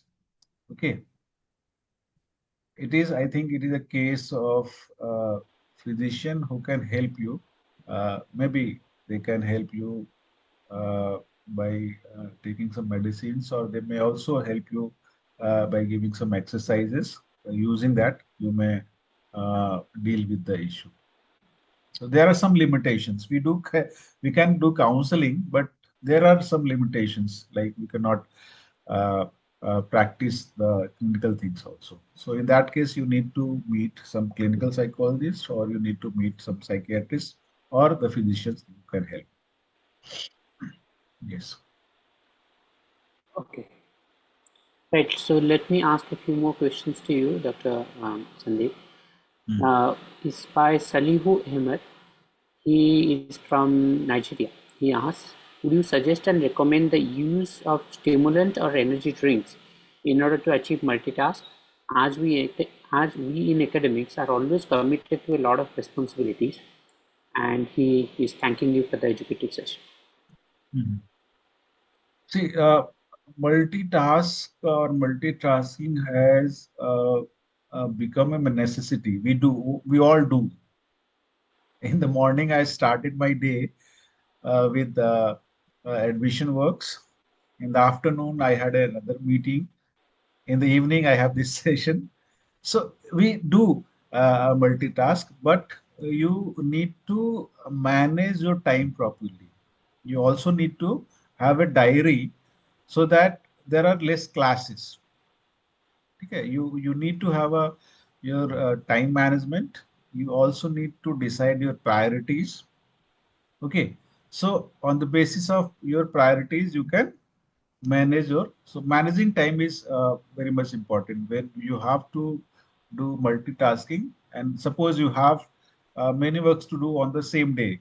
On that day, you have to start your day early so that whatever the task you have planned for that day, that that all can be uh, given time, justifiable time, and you can successfully complete all those tasks. So when you are doing multitasking, certainly you have to manage your time properly. Then only you can do each and every task which you have planned. Okay. There are two more questions which by Abdul Basit and Baloli. Abdul is asking, yoga is wide, so there is a specific type that is designed for workers and perhaps different types of work fields. Means he basically wants, like, is there a particular different type of work, I mean yoga type, which is applicable to different type of work fields? That's question number one. And second is by Aloli. Baloli is asking, how can one rebuild motivation and purpose in a workplace where recognition and career growth seem stagnant in order to promote mental health? Hmm. So in the first key is when you say that key is specific yoga for the workers. See, what is the role of yoga and meditation? Especially, we do it for relaxing our body or focusing on our uh, uh, mind. Okay, what the uh, function of yoga and meditation is basically it tries to relax you, then which usually is not possible when you are continuously under the impact of sympathetic nervous system, which continuously arouses you. You are continuously under stress, you are under arousal. So what yoga or meditation does, what they basically try to relax you. So stress or anxiety, they arouse your body, and yoga and meditation, they try to calm your body. So, so whatever yoga or so like pranayama you are doing, or basic yoga asanas you are doing, so ultimately they try to relax you. So relaxation exercises are there, yogic exercises are there. What, so any asana or any exercise which helps you to relax yourself is helpful for any worker. But there may be different when you are doing physical work. There is less uh, uh, uh, requirement of doing stretching. Or, so in case of physical work, more of meditation or dhyan is needed. But if you are a person who is doing office work, certainly your body needs to be flexible. Your You need to do stretching exercises like Surya লিখতে Namaskar is a হচ্ছে kind of first কাজ exercise থাকে which যে helps you আপনার the ah, stretch কি your বলে body. মেথডের যে পার্ট গুলো আছে, রেজাল্ট সেকশনটা, এগুলো হচ্ছে আগে শেষ করেন, Mm-hmm. তারপরে আপনার হচ্ছে Okay, yeah, please continue. What was the next question, Maheshwar? Uh, okay, I also lost it. I think it was asking about, just give me a second. Hmm. It was like, is yoga applicable for different fields? That's the question. And second is thing is about no recognition, career growth is stagnant. So how do you promote? How do you Yeah. remain motivated? So And in how do you this promote case, mental? yeah, in this case, when there is stagnation, you are not being recognized. So I have seen people, even uh, one student of mine came to me, sir, I have two jobs. I should join this one or this one. So I called one of my friends who was working in a company where was more possibility of stagnation, because more people are not going to retire, and in the next company where more people are going to retire, so there are more possibility that the person will be getting promotions, timely promotions in the second company. So the person who was working in another company, he said, "Ki sir, ask him not to join my company. Ask him to join other company, because there is more possibility of getting more promotions or timely promotions. Because in our company there are more people at the lower level. So when he joins, again he will have to struggle maybe 10, 15 years for getting the next promotion." So that is the issue.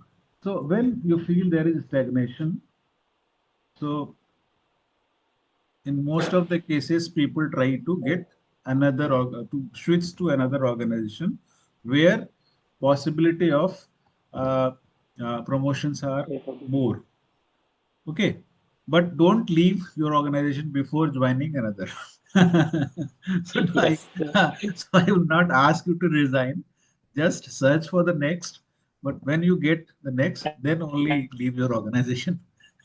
Maybe when there is a time gap from the first organization to That the is next a career strategy. Yes, organization. I'll recommend it to you. Yeah,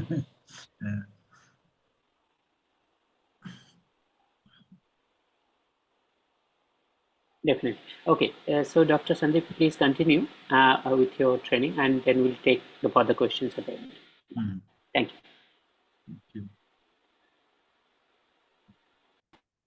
Participants, please keep asking questions in the Q&A section. We'll be taking them all at the end. So let Professor Sandeep now continue his talk. Thank you. See, okay. So the next thing, like when we talk about the overall well-being, so as we said that due to yoga and meditation, like as we said that improved flexibility and strength. So when we do regular exercise or regular yoga practice, even when I started walk, uh, I think 10 years back, initially we could walk for 2 kilometers and we felt fatigue. So initially, what you do, we walk for 2 kilometers only daily. Today, we walk daily around 6 to 7 kilometers in the morning, and we are not under fatigue. Now, how it is possible? Because there is a continuous practice, and when you do continuous practice, even in case of yoga, it improves your flexibility and the strength. So we are not able to walk more than 2 kilometers because we had not that kind of strength. Our body was not able to manage that. Nowadays we can do it. So in case of yoga, what we do, it improves the flexibility and strength also. Like I was not able to do Surya Namaskar last a week, even last month I can say, because I had to travel. When I started 3 4 days back, it was not possible for me to do more than six. I feel fatigue because of that. So nowadays, slowly I will improve. So now I can do four, then six, then eight, then 10. Then it will go to 20. So when you do regular exercise, so what it does, yoga improves the flexibility, and so it can contribute to overall physical well-being and stress reduction. Then it also helps you to reduce anxiety and depression. So even some studies say that it says yoga can help reduce symptoms of anxiety and depression, which can contribute to stress. So when you are always under stress, or you feel because of the role overload, because of the even this kind of work situations where stagnation is there, you feel depressed. But when you are able to focus, when you are able to lead a less anxious life because of these yogic exercises, even studies also have shown that. So this contribute to stress reduction, and certainly you will not feel depressed when you have this kind of practices. And finally, you can say there is increased self-compassion. What is self-compassion? Self-compassion is kind of self-love. ठीक है, जब तक आप खुद को प्यार नहीं करेंगे, you cannot expect others to love you. So increased self compassion is when you what do you do? You can promote a sense of self compassion, which can help individuals to manage stress and build resilience. So when you feel that you are able to do what you are expected to do, it is possible only when you have a resilient personality. What is resilience? To bounce back from the negative situations. So you have to be resilient. So like when you have a resilience helps you to be more optimistic. You are more optimistic when you have this kind of more resilience. And resilience is possible when you have supportive workplaces, when you individually you are able to manage things. Certainly there is self-compassion. For example, when you practice yoga, certainly there is less possibility of diseases. There is your even body shape is also will also be good. ठीक है, so you will be also liked by others. ठीक है, so that also increase your self passion. You feel good because of that.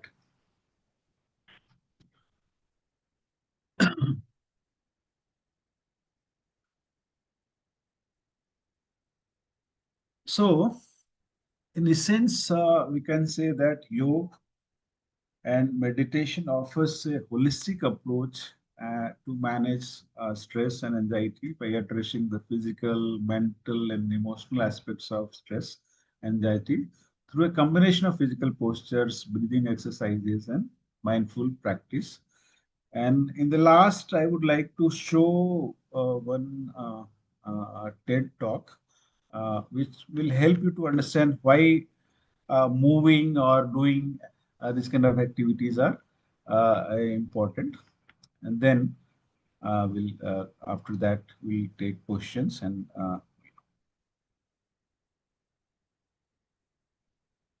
so I think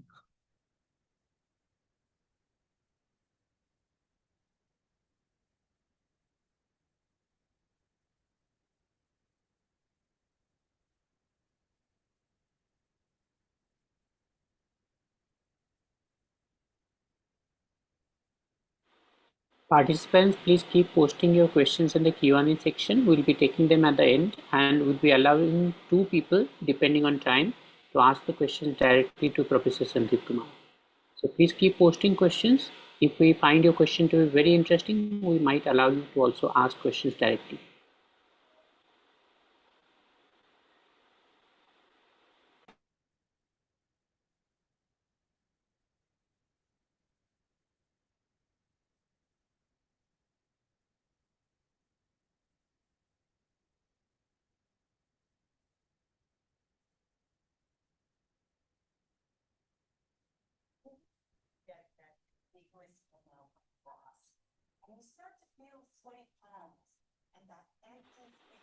The audio is very limited, Sandeepji. Can you increase the volume a little bit? you can increase your own volume, I think. No, I don't think that helps.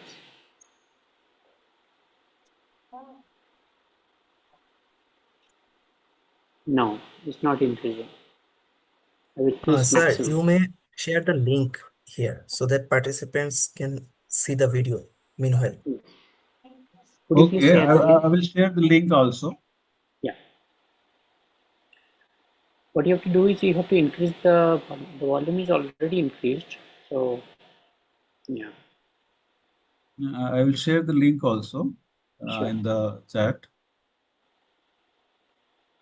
That would be In the chat box, I will share the link also. At the same time, they can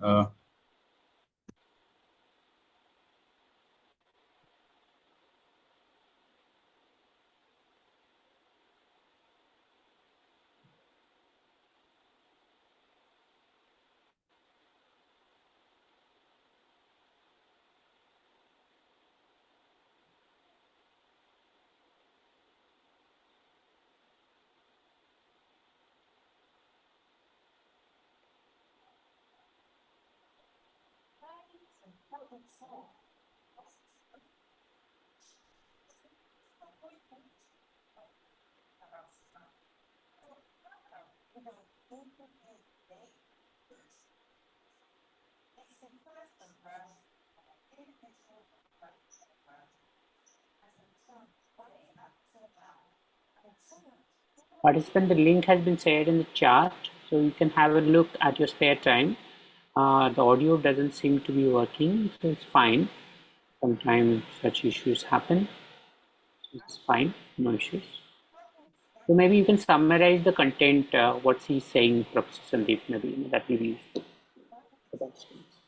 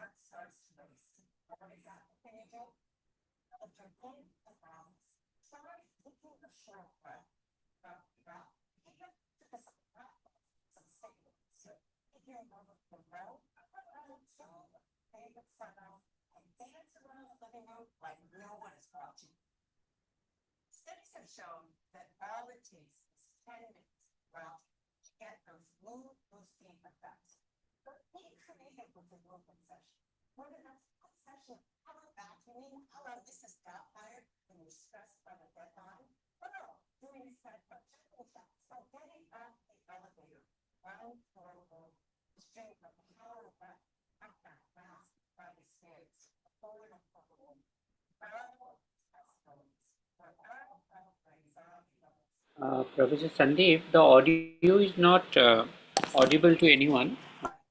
So maybe I would request that you please summarize what he's saying, and then the video link has been already shared, so it's fine.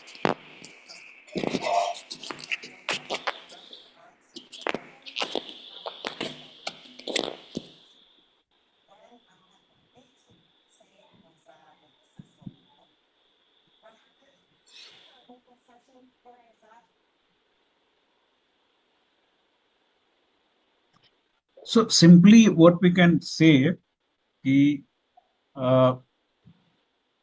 anxiety can be minimized or reduced by doing breathing exercises or doing movements. Even in the studies also, uh, they have shown that like even this neuroscientist had also done, Like before the session, like movement session or walk session or dance session, what they did the anxiety assessments, and after that dance session or movement session, again did. So they found that even immediate uh, relaxation response was uh, they can find so anxiety levels were reduced because of this kind of, so moving your body, breathing exercise, that can help you to reduce the level of anxieties if you practice it regularly. So with this I would like to conclude this session, like breathing exercises can help. So thank you. If you have certain questions, certainly we can take, and we'll Sure. Okay, thank you. So what I'll do now is that I lost a few questions because I had been logged out due to some system error. So, so whatever the questions are in front of me, I'll just read them out. I'll pick some of them, and even Hazel can also take the questions, and so that will be helpful. So what I'll do is, for those Ibrahim is asking, I would like to ask, Doctor, does taking a nap during a day, like 2 hours, is it beneficial for mental health stability? is 2 hour a nap. That's a luxury. can we can we say uh, sleeping for 2 hours is a nap? It is a proper sleep, I think.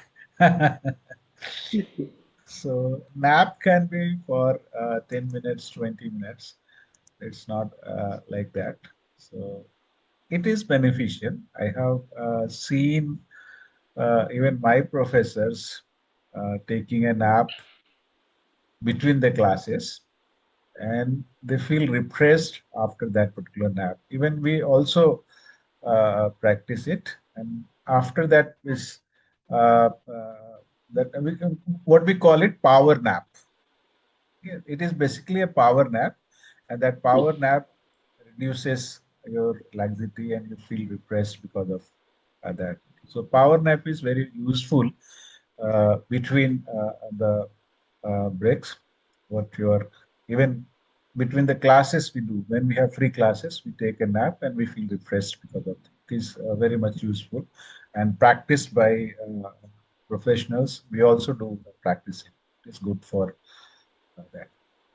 But I think power nap can't be 2 hours, first thing. Second thing is that getting 2 hours sleep during a work day is almost impossible. Impossible, So, yeah, yes. So impossible. even if half an hour, I think that's quite a luxury on its own. That's right. That's right.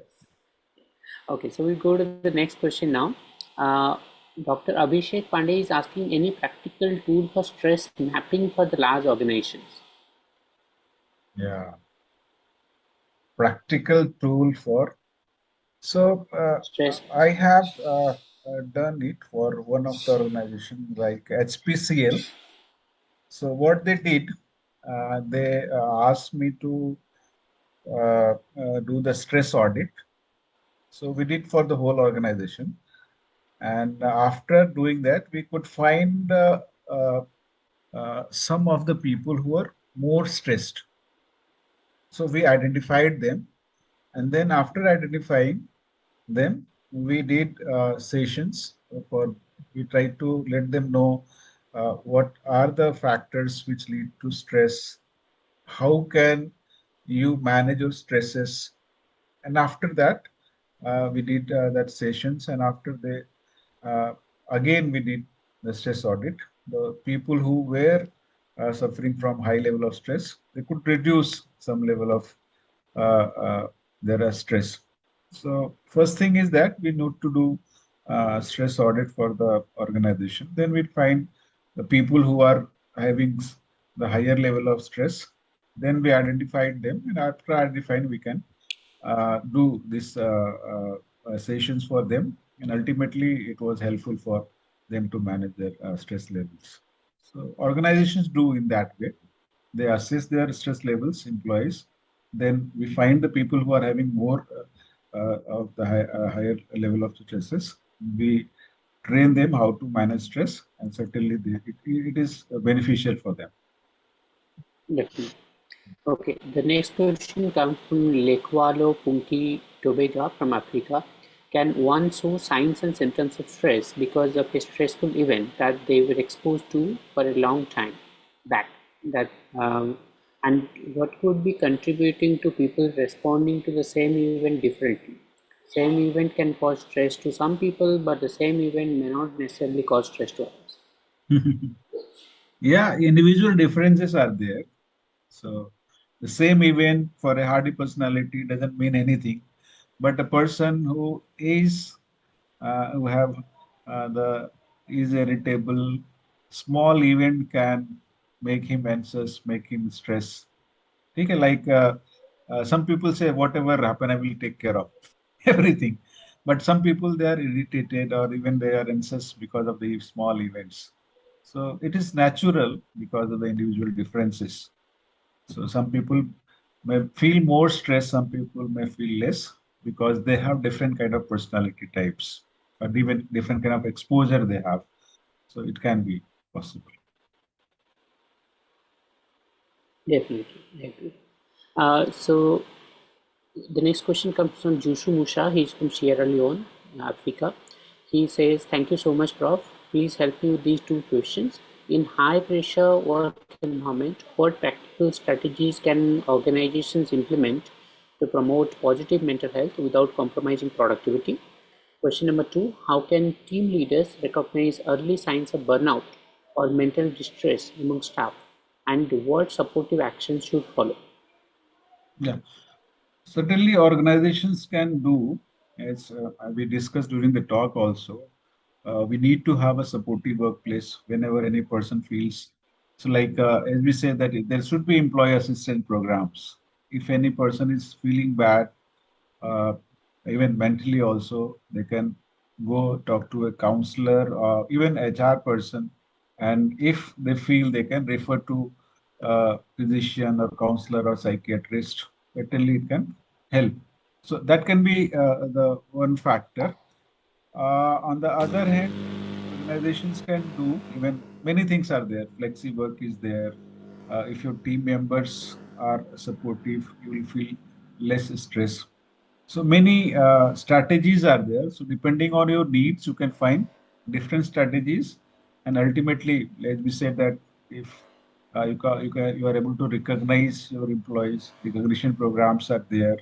Even I have seen in Varanasi, even small the malls, they have the programs like employee of the week, employee of the month, kind of even. So they do it. So recognition of the works of your team members is very much necessary. If you do, they themselves are motivated and others are also motivated. If I do good work, my organization or my team leader will also recognize me. So certainly these kind of programs help them. Definitely. Okay, well, I go to the next question, yes, which comes from Mohammed Faisal Ahmed. He asked, please suggest some activities which we can practice with school students in classroom. He is a school teacher dealing with 9th and 10th graders. Mhm. Practical tool for School children. teacher. Simply, Yes, he is a teacher, but he deals with school children. Yes. it deals with school children. Okay, but in classroom also there are many things. Like I have seen teachers, they allow kids for head down for 10 minutes. Okay. So what is the role of this head down for 10 minutes? For that 10 minutes, kids are able to relax. For that 10 minutes, kids are able to relax. So it is helpful for them. That is relaxing for them. At the same time, we can also do some stretching exercises, like when you are continuously writing, so your fingers are stressed. So there are certain exercises like if you are in this way, Okay, so moving like this is a kind of exercise. So ultimately, your fingers will not be tense. So these exercises can be done. Even I uh, do this. I do this these, very often. these exercises Yeah, can be done with this. that can. So with this small break, kids will also feel good, and your class will also become lively. So these small things can be done. Even sometimes I do simply this. This is so this helps you to take care of your neck problems. So if you just move your head like this, even you stretch like this, there are certain exercises. So it is helpful in the cases of like when you have uh, stiff neck kind of problems. So certainly it helps you too in that cases. The small exercises. So kids will also feel good because they feel that they are getting some free time, and at the same time they are doing some good things for relaxing their body also. I think we also, while we think about doing practical physical exercises, etc., they are immensely helpful. We need to strike a balance, because how much and when and how to be done, Mm. and do you have the training, requisite amount of training to do those kind of physical exercises also?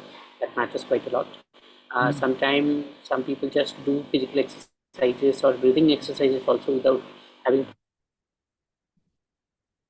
proper training, which can actually have bad impacts, like what negative impacts on the health and well-being of the people. So we must be mindful of those things. So I go to the next question, Professor Sandeep. Laboni Akhtar is asking, in the context of yoga or meditation, the environment often plays a vital role in achieving mental calmness. However, healthcare professionals, especially nurses, struggle to find time and space due to high stress and demanding schedules. Could you kindly recommend any simple, time-efficient technique that are highly effective in reducing stress? Mm. So, certainly, when we talk about yoga and meditation, so if you are able to find uh, 20 to 30 minutes, even 20 minutes is also, you can do pranayam, you can do stretching exercises like Surya Namaskar and breathing exercises. So if you are able to do only this, it is going to make, I think, significant addition to your health. So if you can find even 30 minutes possibility in the morning, in the evening, or before sleep also, it is going to certainly help them. Definitely. Dr. Weber Gangute is asking, my workers have limited formal education. So what is the most effective way to instill discipline at the workplace apart from using methods like yoga? I don't think yoga does any discipline. See, uh, yoga is going to help you uh, find disciplined workers because uh,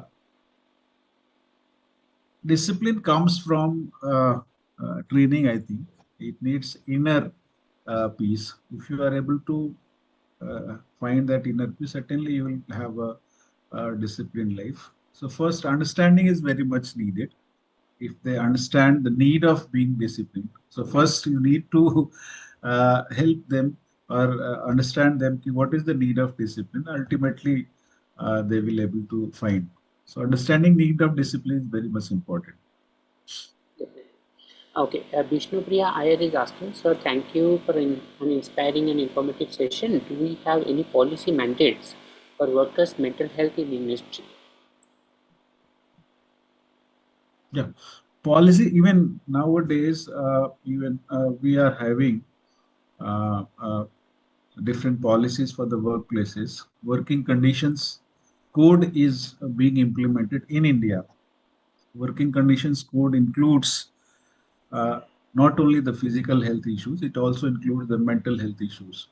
So it mandates the employers to take care of their employees' physical as well as mental health also. So because of that, employers are organizing these kind of programs for the employees, and it is also beneficial for them. If they have healthy employees, they will have to spend more on the health cost. Okay, medical cost will be reduced if they have. So this is in their interest, their own interest also. If you are able to make your employees healthy, certainly your medical cost will be decreased. Definitely. A healthy workforce is definitely the most productive workforce, and therefore investing in human capital and human capability development is the essence.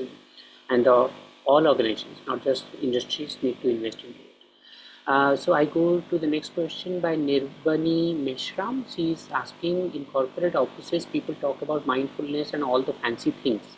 Can you please share some examples where these things are used within the companies in India other than the big companies?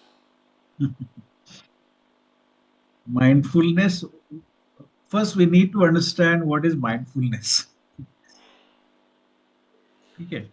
Mindfulness is simply being aware of your surroundings as well as your inner self. ठीक है, आप अपने बारे में भी समझते हैं और अपने सराउंडिंग्स के बारे में भी. So this is simple definition of mindfulness is being aware of about your inside world and outside world. What is around yourself? If you are aware, certainly you will be able to manage properly. Okay? If you are able to sense something bad outside or some thing is not good, only if you are mindful. Okay? If Yes. you can detect even if what happened during I got infected by dengue. So it was possible only to detect that I was aware something bad is going inside me. Severe fear was Yes. there, fever was there, and so I could know. And the same day, I wrote to in the night. I wrote to my morning workers club group. I am feeling this kind of thing, and maybe in the morning I need to go to health center or hospital. One of my friends, they saw it in the night only. They came to my house. They rushed me to the health center.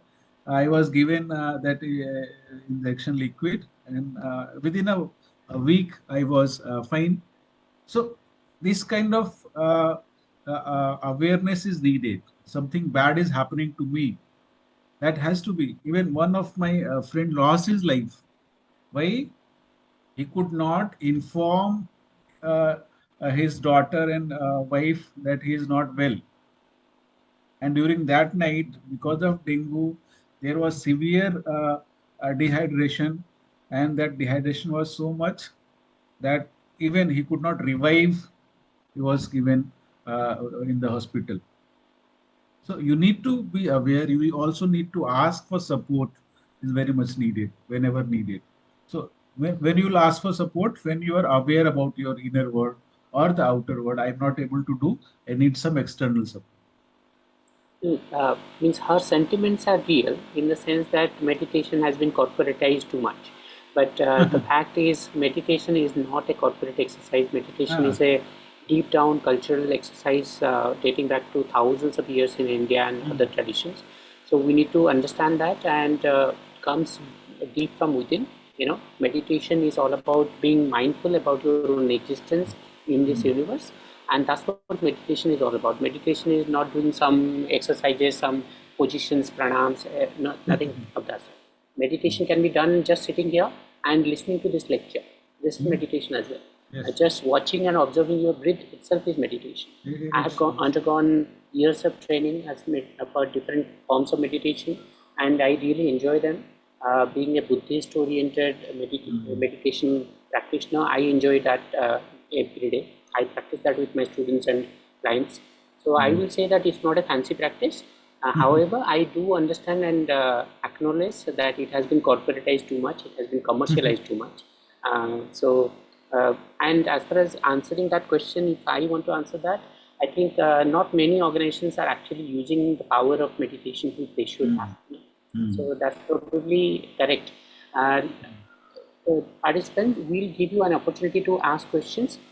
I'll give opportunity to two people. I have already identified one, so please remain on board. I'll be naming you any moment. Okay. Next, I go to Tanya Keshri.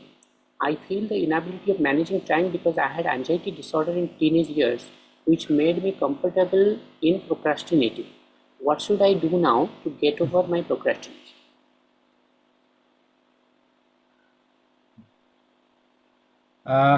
Procrastination is very common. Even we also do procrastinate. But I the do it. I am like the master of procrastination. So so the drawback of procrastination is that more stress because you are overloaded. So procrastinate, like if you procrastinate, what we do, there is more work to do in the next uh, uh, month or next week. So if you do your work on time, certainly there will be less stress, less. Uh, so procrastination is basically avoidance strategy. When you avoid, so avoidance is not a good strategy. Okay, when you avoid, certainly there is more overload, and ultimately you become anxious and stressful because of that. exactly, exactly. So there is another question coming from Jushu Musha from Sierra Leone. He is asking, Professor, is nighttime sleep significantly more beneficial for adults' health than the daytime sleep? I think it Hmm. is. So yeah. Daytime sleep is okay, but it should not be lengthy. It should be brief. So it can help. Like my son, uh, he's in boarding school. So after coming from the classes, he takes 1 hour sleep, and then after that he goes for uh, these evening games. See, so that rest is also needed. So that should not be lengthy, but it should be brief. Brief, 1 hour or is okay. Definitely. Uh, Sandeep Jagdale is asking a question. It seems interesting, but it's not clear. I'll still read it out. He's saying social exclusion, structural violence, unlawful detention, like situations. How are these approaches? How these approaches can be used and advocated? I don't think they can be actually advocated for. They are negative practices. So So can we he's please read the question again? yeah, no, the question is not clear actually, Professor Sandeep. Okay. He's saying social exclusion, structural violence, unlawful detentions, like situations, how these approaches can be used and advocated. Means he's basically frustrated with the system. That's all. Hmm. Actually, this is a social issue, I think. It is social issue. And, most of the time, because of the discrimination, because of the different social issues, this kind of things occur. So this can be resolved at the social level, not at the individual level. The society needs to be more mature, more understanding. Then only these issues can be resolved. Definitely. Dr. Mawe Datta is asking, can learning disability cause any stress for medical students? Learning disability for medical students. So if the student is having this learning disability, how he or she could be qualified to be a medical student? Is it possible for learning disability student to qualify for, I don't know, maybe it may be the possibility, but uh, it can be issue. It can arise because of after that. Dr. Maheshwar, Not the classical learning disabilities, but definitely the mild form they do go mild through. form they can Like they for can be some, there. They can be there in the yeah, mild form. They can be there. some of the autistic children and even some of the uh, dyslexic children also grow up and they do very well, in Hmm. under some circumstances, and Hmm. they do well and they grow up and they become part of academia, many things, Hmm. but dyslexia does continue, and then they do face issues as they grow up. So one of the issues you will find today, a lot of youth are fidgety. They have issues retaining their attention, working on their projects, assignments, term papers, even attending classes, which remains an issue. So adult dyslexia or learning disabilities are often not talked about. Learning disability remains primarily a child and adolescent mental health Learning symptom. disability is basically child and adolescent issue. Yes, yes. So many people don't talk about adults, and this is an unfortunate fact. But at the same time, your concern saying like, how did a dyslexic child, like clinical, full spectrum, ended up doing medical, which is true. They cannot, but with mild symptoms, they can. So yes, they can face a lot of stress, but with the guided meditations, with proper learning and assistance mechanism, they can do wonderful. I have personally spent a lot of my time working with special learning disability children, adolescents, and even teenagers. So I can say that it does. So we go now to the next question. So Soumya Pillai is saying, hello sir, how to address the severe migraine and psychological distress after overwhelming duties and responsibilities? Severe migraine and Headache, stress, after a lot of responsibility. See, if migraine is there, I think certainly medical intervention is needed. So, and even this yogic exercises and can help you to reduce or minimize. So I think in migraine, some medical intervention may also be needed. Yes, certainly. Certain kind of medical as well as other alternative forms of treatment, including physiotherapy, and there are different forms of physiotherapy again. So they may be very helpful in reducing the stress and physical discomfort that is being caused. So the next question is by Baloli Victorine Nomo Longo from Africa. How can we implement this mitigation strategy with pregnant mothers within the sexual and reproductive health committee? Also regarding adolescent mental health, this group undergoes several mental anxiety pertaining to the sexual and reproductive health. How can we as activists within this scope or practice bring in some progress without at the same time affecting ourselves? SRHP are quite restrictive in my country. Yes, it can be helpful for pregnant women. I think there is a lot of worries. They may be anxious because of the pregnancy, but if they practice this kind of uh, meditation or breathing exercises, certainly it would be helpful for them. Ramya V is saying, it's very inspiring session. Great to know about the importance of yoga. She would like to know if there is any community level practices as part of the public health policy, since it is very important to improve the health of community. I can respond to that, being a public health specialist.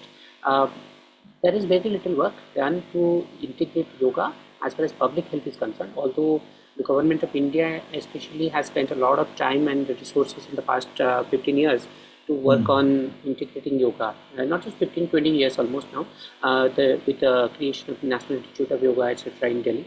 They have been doing a lot of wonderful work, but so far very little integration and effective implementation at the grassroots level. Hopefully it will be a reality in the future at a public policy level as well as public health policy and implementation.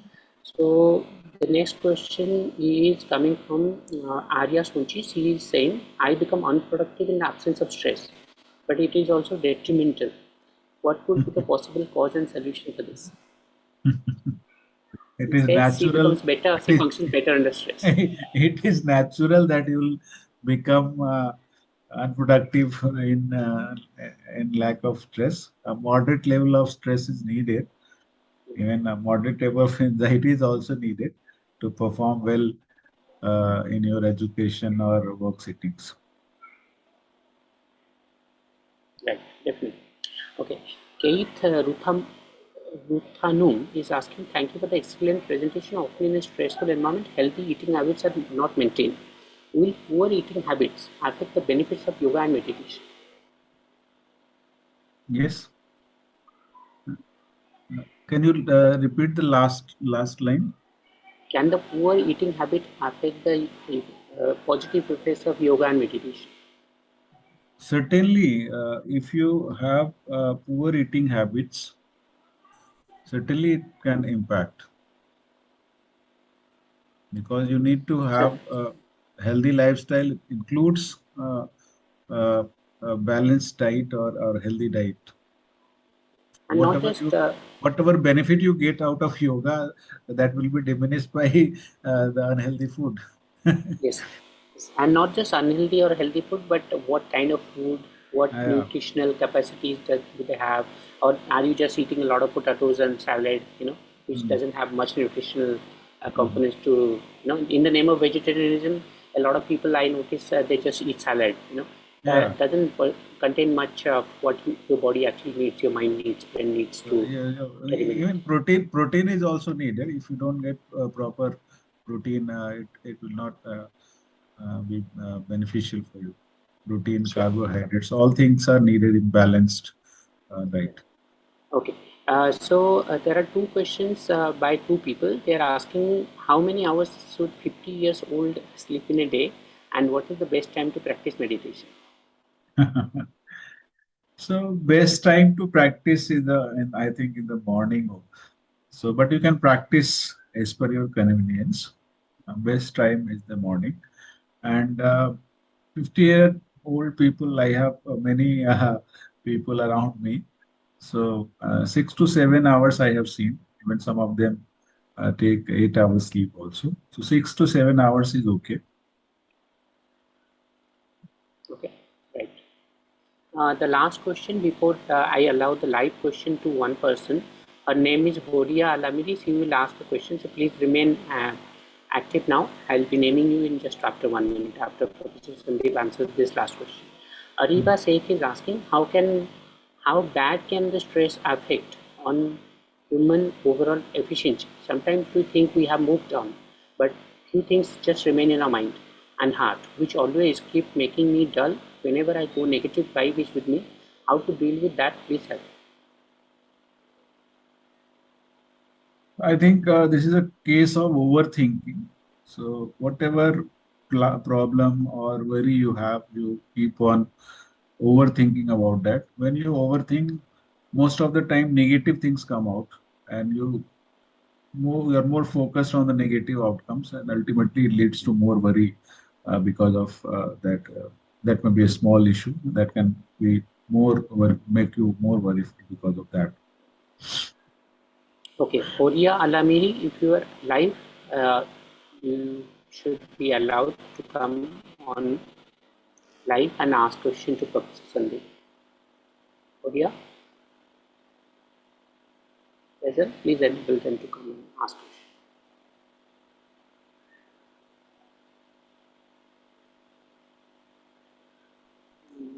They don't seem to be here in the list. Hello, Doctor. Oh, okay, good. Hello, yeah. Go ahead. Good afternoon. Firstly, thank you for all your lecture. I am from United Arab Emirates, training and education officer, and I mean manager, and I really appreciate your lecture. I would like to ask firstly about herbs, and as we know is that in the medical side, we have a statement say a lot of medicine can affect health of the patient and put him under stress or under anxiety. So, what is your feedback on those uh, statements?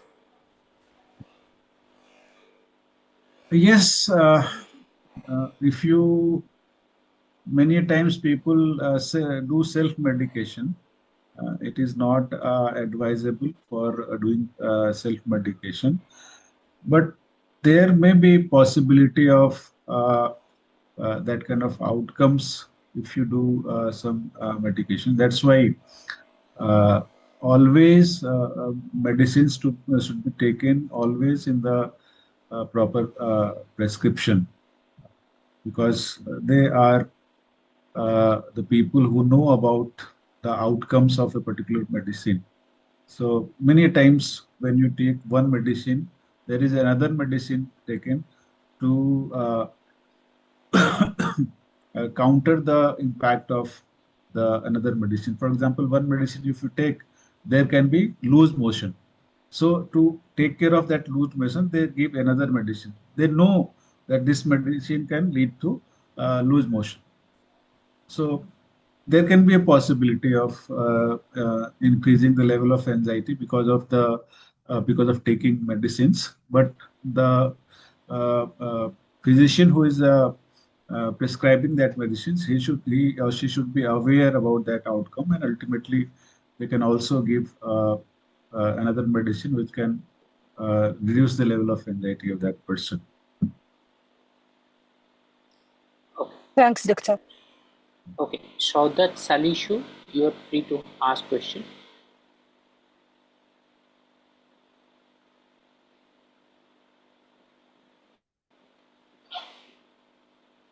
Participants, you may put in the chat. The chat is open. Please tell us how you like today's session. Okay, they don't seem to be asking questions, so that takes care of it. So thank you. Thank you, Professor Sandeep.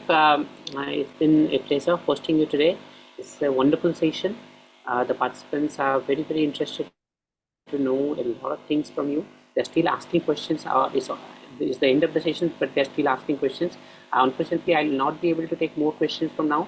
This is quite late for me because we have to run now for a 4-hour long research mentorship session after this, up to 2 o'clock at night. So I do not have the time to actually continue asking questions, and even Professor Sandeep has to go. Today is a Saturday evening. He has literally come out of his duty and spending time with us. So we need to be thankful to him. Thank you so much, Dr. Sandeep. You have been a wonderful friend and a great support for many, many years. And it's wonderful hosting you. It's great listening and learning so many interesting things from you also. Being one of the trainers, a resource person for our Global Advanced Certification Program, which has been running successfully for the past 11 weeks now, and has trained more than 3,000 students. Under the GSCP program, 800 plus participants, and in the International Workshop Series, we have more than 3,000 participants from all over the world. So 170, 180 countries. So it's been doing wonderfully well. Tomorrow, a large international symposium for India is happening, India's healthcare system. So you are invited. And as far as you being considered, thank you for coming and illuminating us with all these wonderful experience and expertise that you have. Our participants have definitely greatly benefited from your expertise. Just as a matter of tribute, we place your signature on the certificate of our participants. In addition, the Industrial Society logo will be placed, so as a delivery partner. And so therefore, our admin team would be getting in touch with you regarding the signature. That will be, and our process is extremely fast. We deliver the certificate exactly the day after the training. No other organization does that. We take pride in doing that also, being a small organization, having literally zero funding support from any source. And we take pride in that as well, because we are not aid dependent on any international agencies. And therefore, we remain sovereign and autonomous. And as a global consortium of global health, we have been able to deliver all these services seamlessly for the past 13 weeks now. And we are entering week number 11, and we have 2 more weeks to go. So our admin team would be getting in touch with you. In addition, I would like to apprise you, Dr. Professor Sandeep, that we are not able to offer you any honorarium, but we would be very happy to provide you with a letter of appreciation, which will be emailed to you at a later date. And we look forward to hosting you at another occasion. And we build on the collective support and resource of the entire world. And people like you have come from all over the world and have been offering lectures at our global consortium. Literally people from all the top universities in the world. And tomorrow, if you attend the session, you'll be surprised also very pleasantly that the kind and stature of people who are actually going to be part of International Symposium. The very best of the India's health system are going to be part of the panel. So with that, it is my honor and privilege again to thank you to spare your 2.5 hours time and spending with us and having delivered such a wonderful lecture. So Hazel, please do your last piece. Thank you. Thank you. So we extend our heartfelt thanks to Professor Sandeep Kumar for your incredibly rich and rejuvenating session today. Your knowledge and generosity have truly enhanced our understanding of well-being in both personal and professional domains. To all our participants, thank you for your presence, your energy, and your curiosity. We encourage you to reflect on what you have learned today and share it in your communities and workplaces. Until then, stay grounded, stay mindful, and take care of yourselves and each other. Thank you, everyone. Good night. Good night. Okay. Good Thank night. you. I'll be in touch with you later. Bye. Take care. Okay, sure. Okay. Yeah, sure. Bye. Bye. Okay, so participants, please fill your attendance form. Do not message me personally. Okay, we are extremely overloaded now. We just had a session on meditation and yoga, but we are extremely workloaded. And so please don't message me personally. It puts another extra toll on us. So it's been wonderful hosting all of you. You have been a very generous and very excellent, actually excellent sort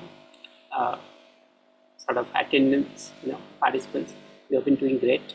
Every weekend you come and you attend our sessions. I hope all the trainings that we are conducting are helpful to you, and that's very much also affirmed by the generous comments that you're putting in the chat. The chat is open. We'll remain here for 1 more minute and then we'll close. Please click on the attendance link that has been shared in the chat. Please fill the attendance form. And if you're not sure of which cluster and which group, do not feel anything, just write in it. Okay, that is only meant for the Global Advanced Certification Program participant, not for the workshop participants. So please don't feel any of that and fill the attendance form. We will not be able to help you or give you certificate if you haven't filled the attendance form. So I'm just letting you know this. And every person who has filled the attendance form in the past has been emailed the certificate. Please check your spam folder. We have emailed you the certificate.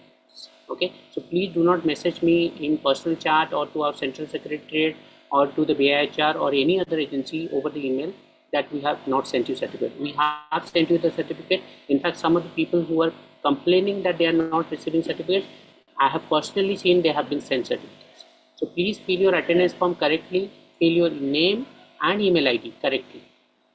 That has been caught by my attention that some of you have filled your attendance form incorrectly because if you did not receive it in the past and we corrected it, we sent you a correct certificate when you contacted us personally.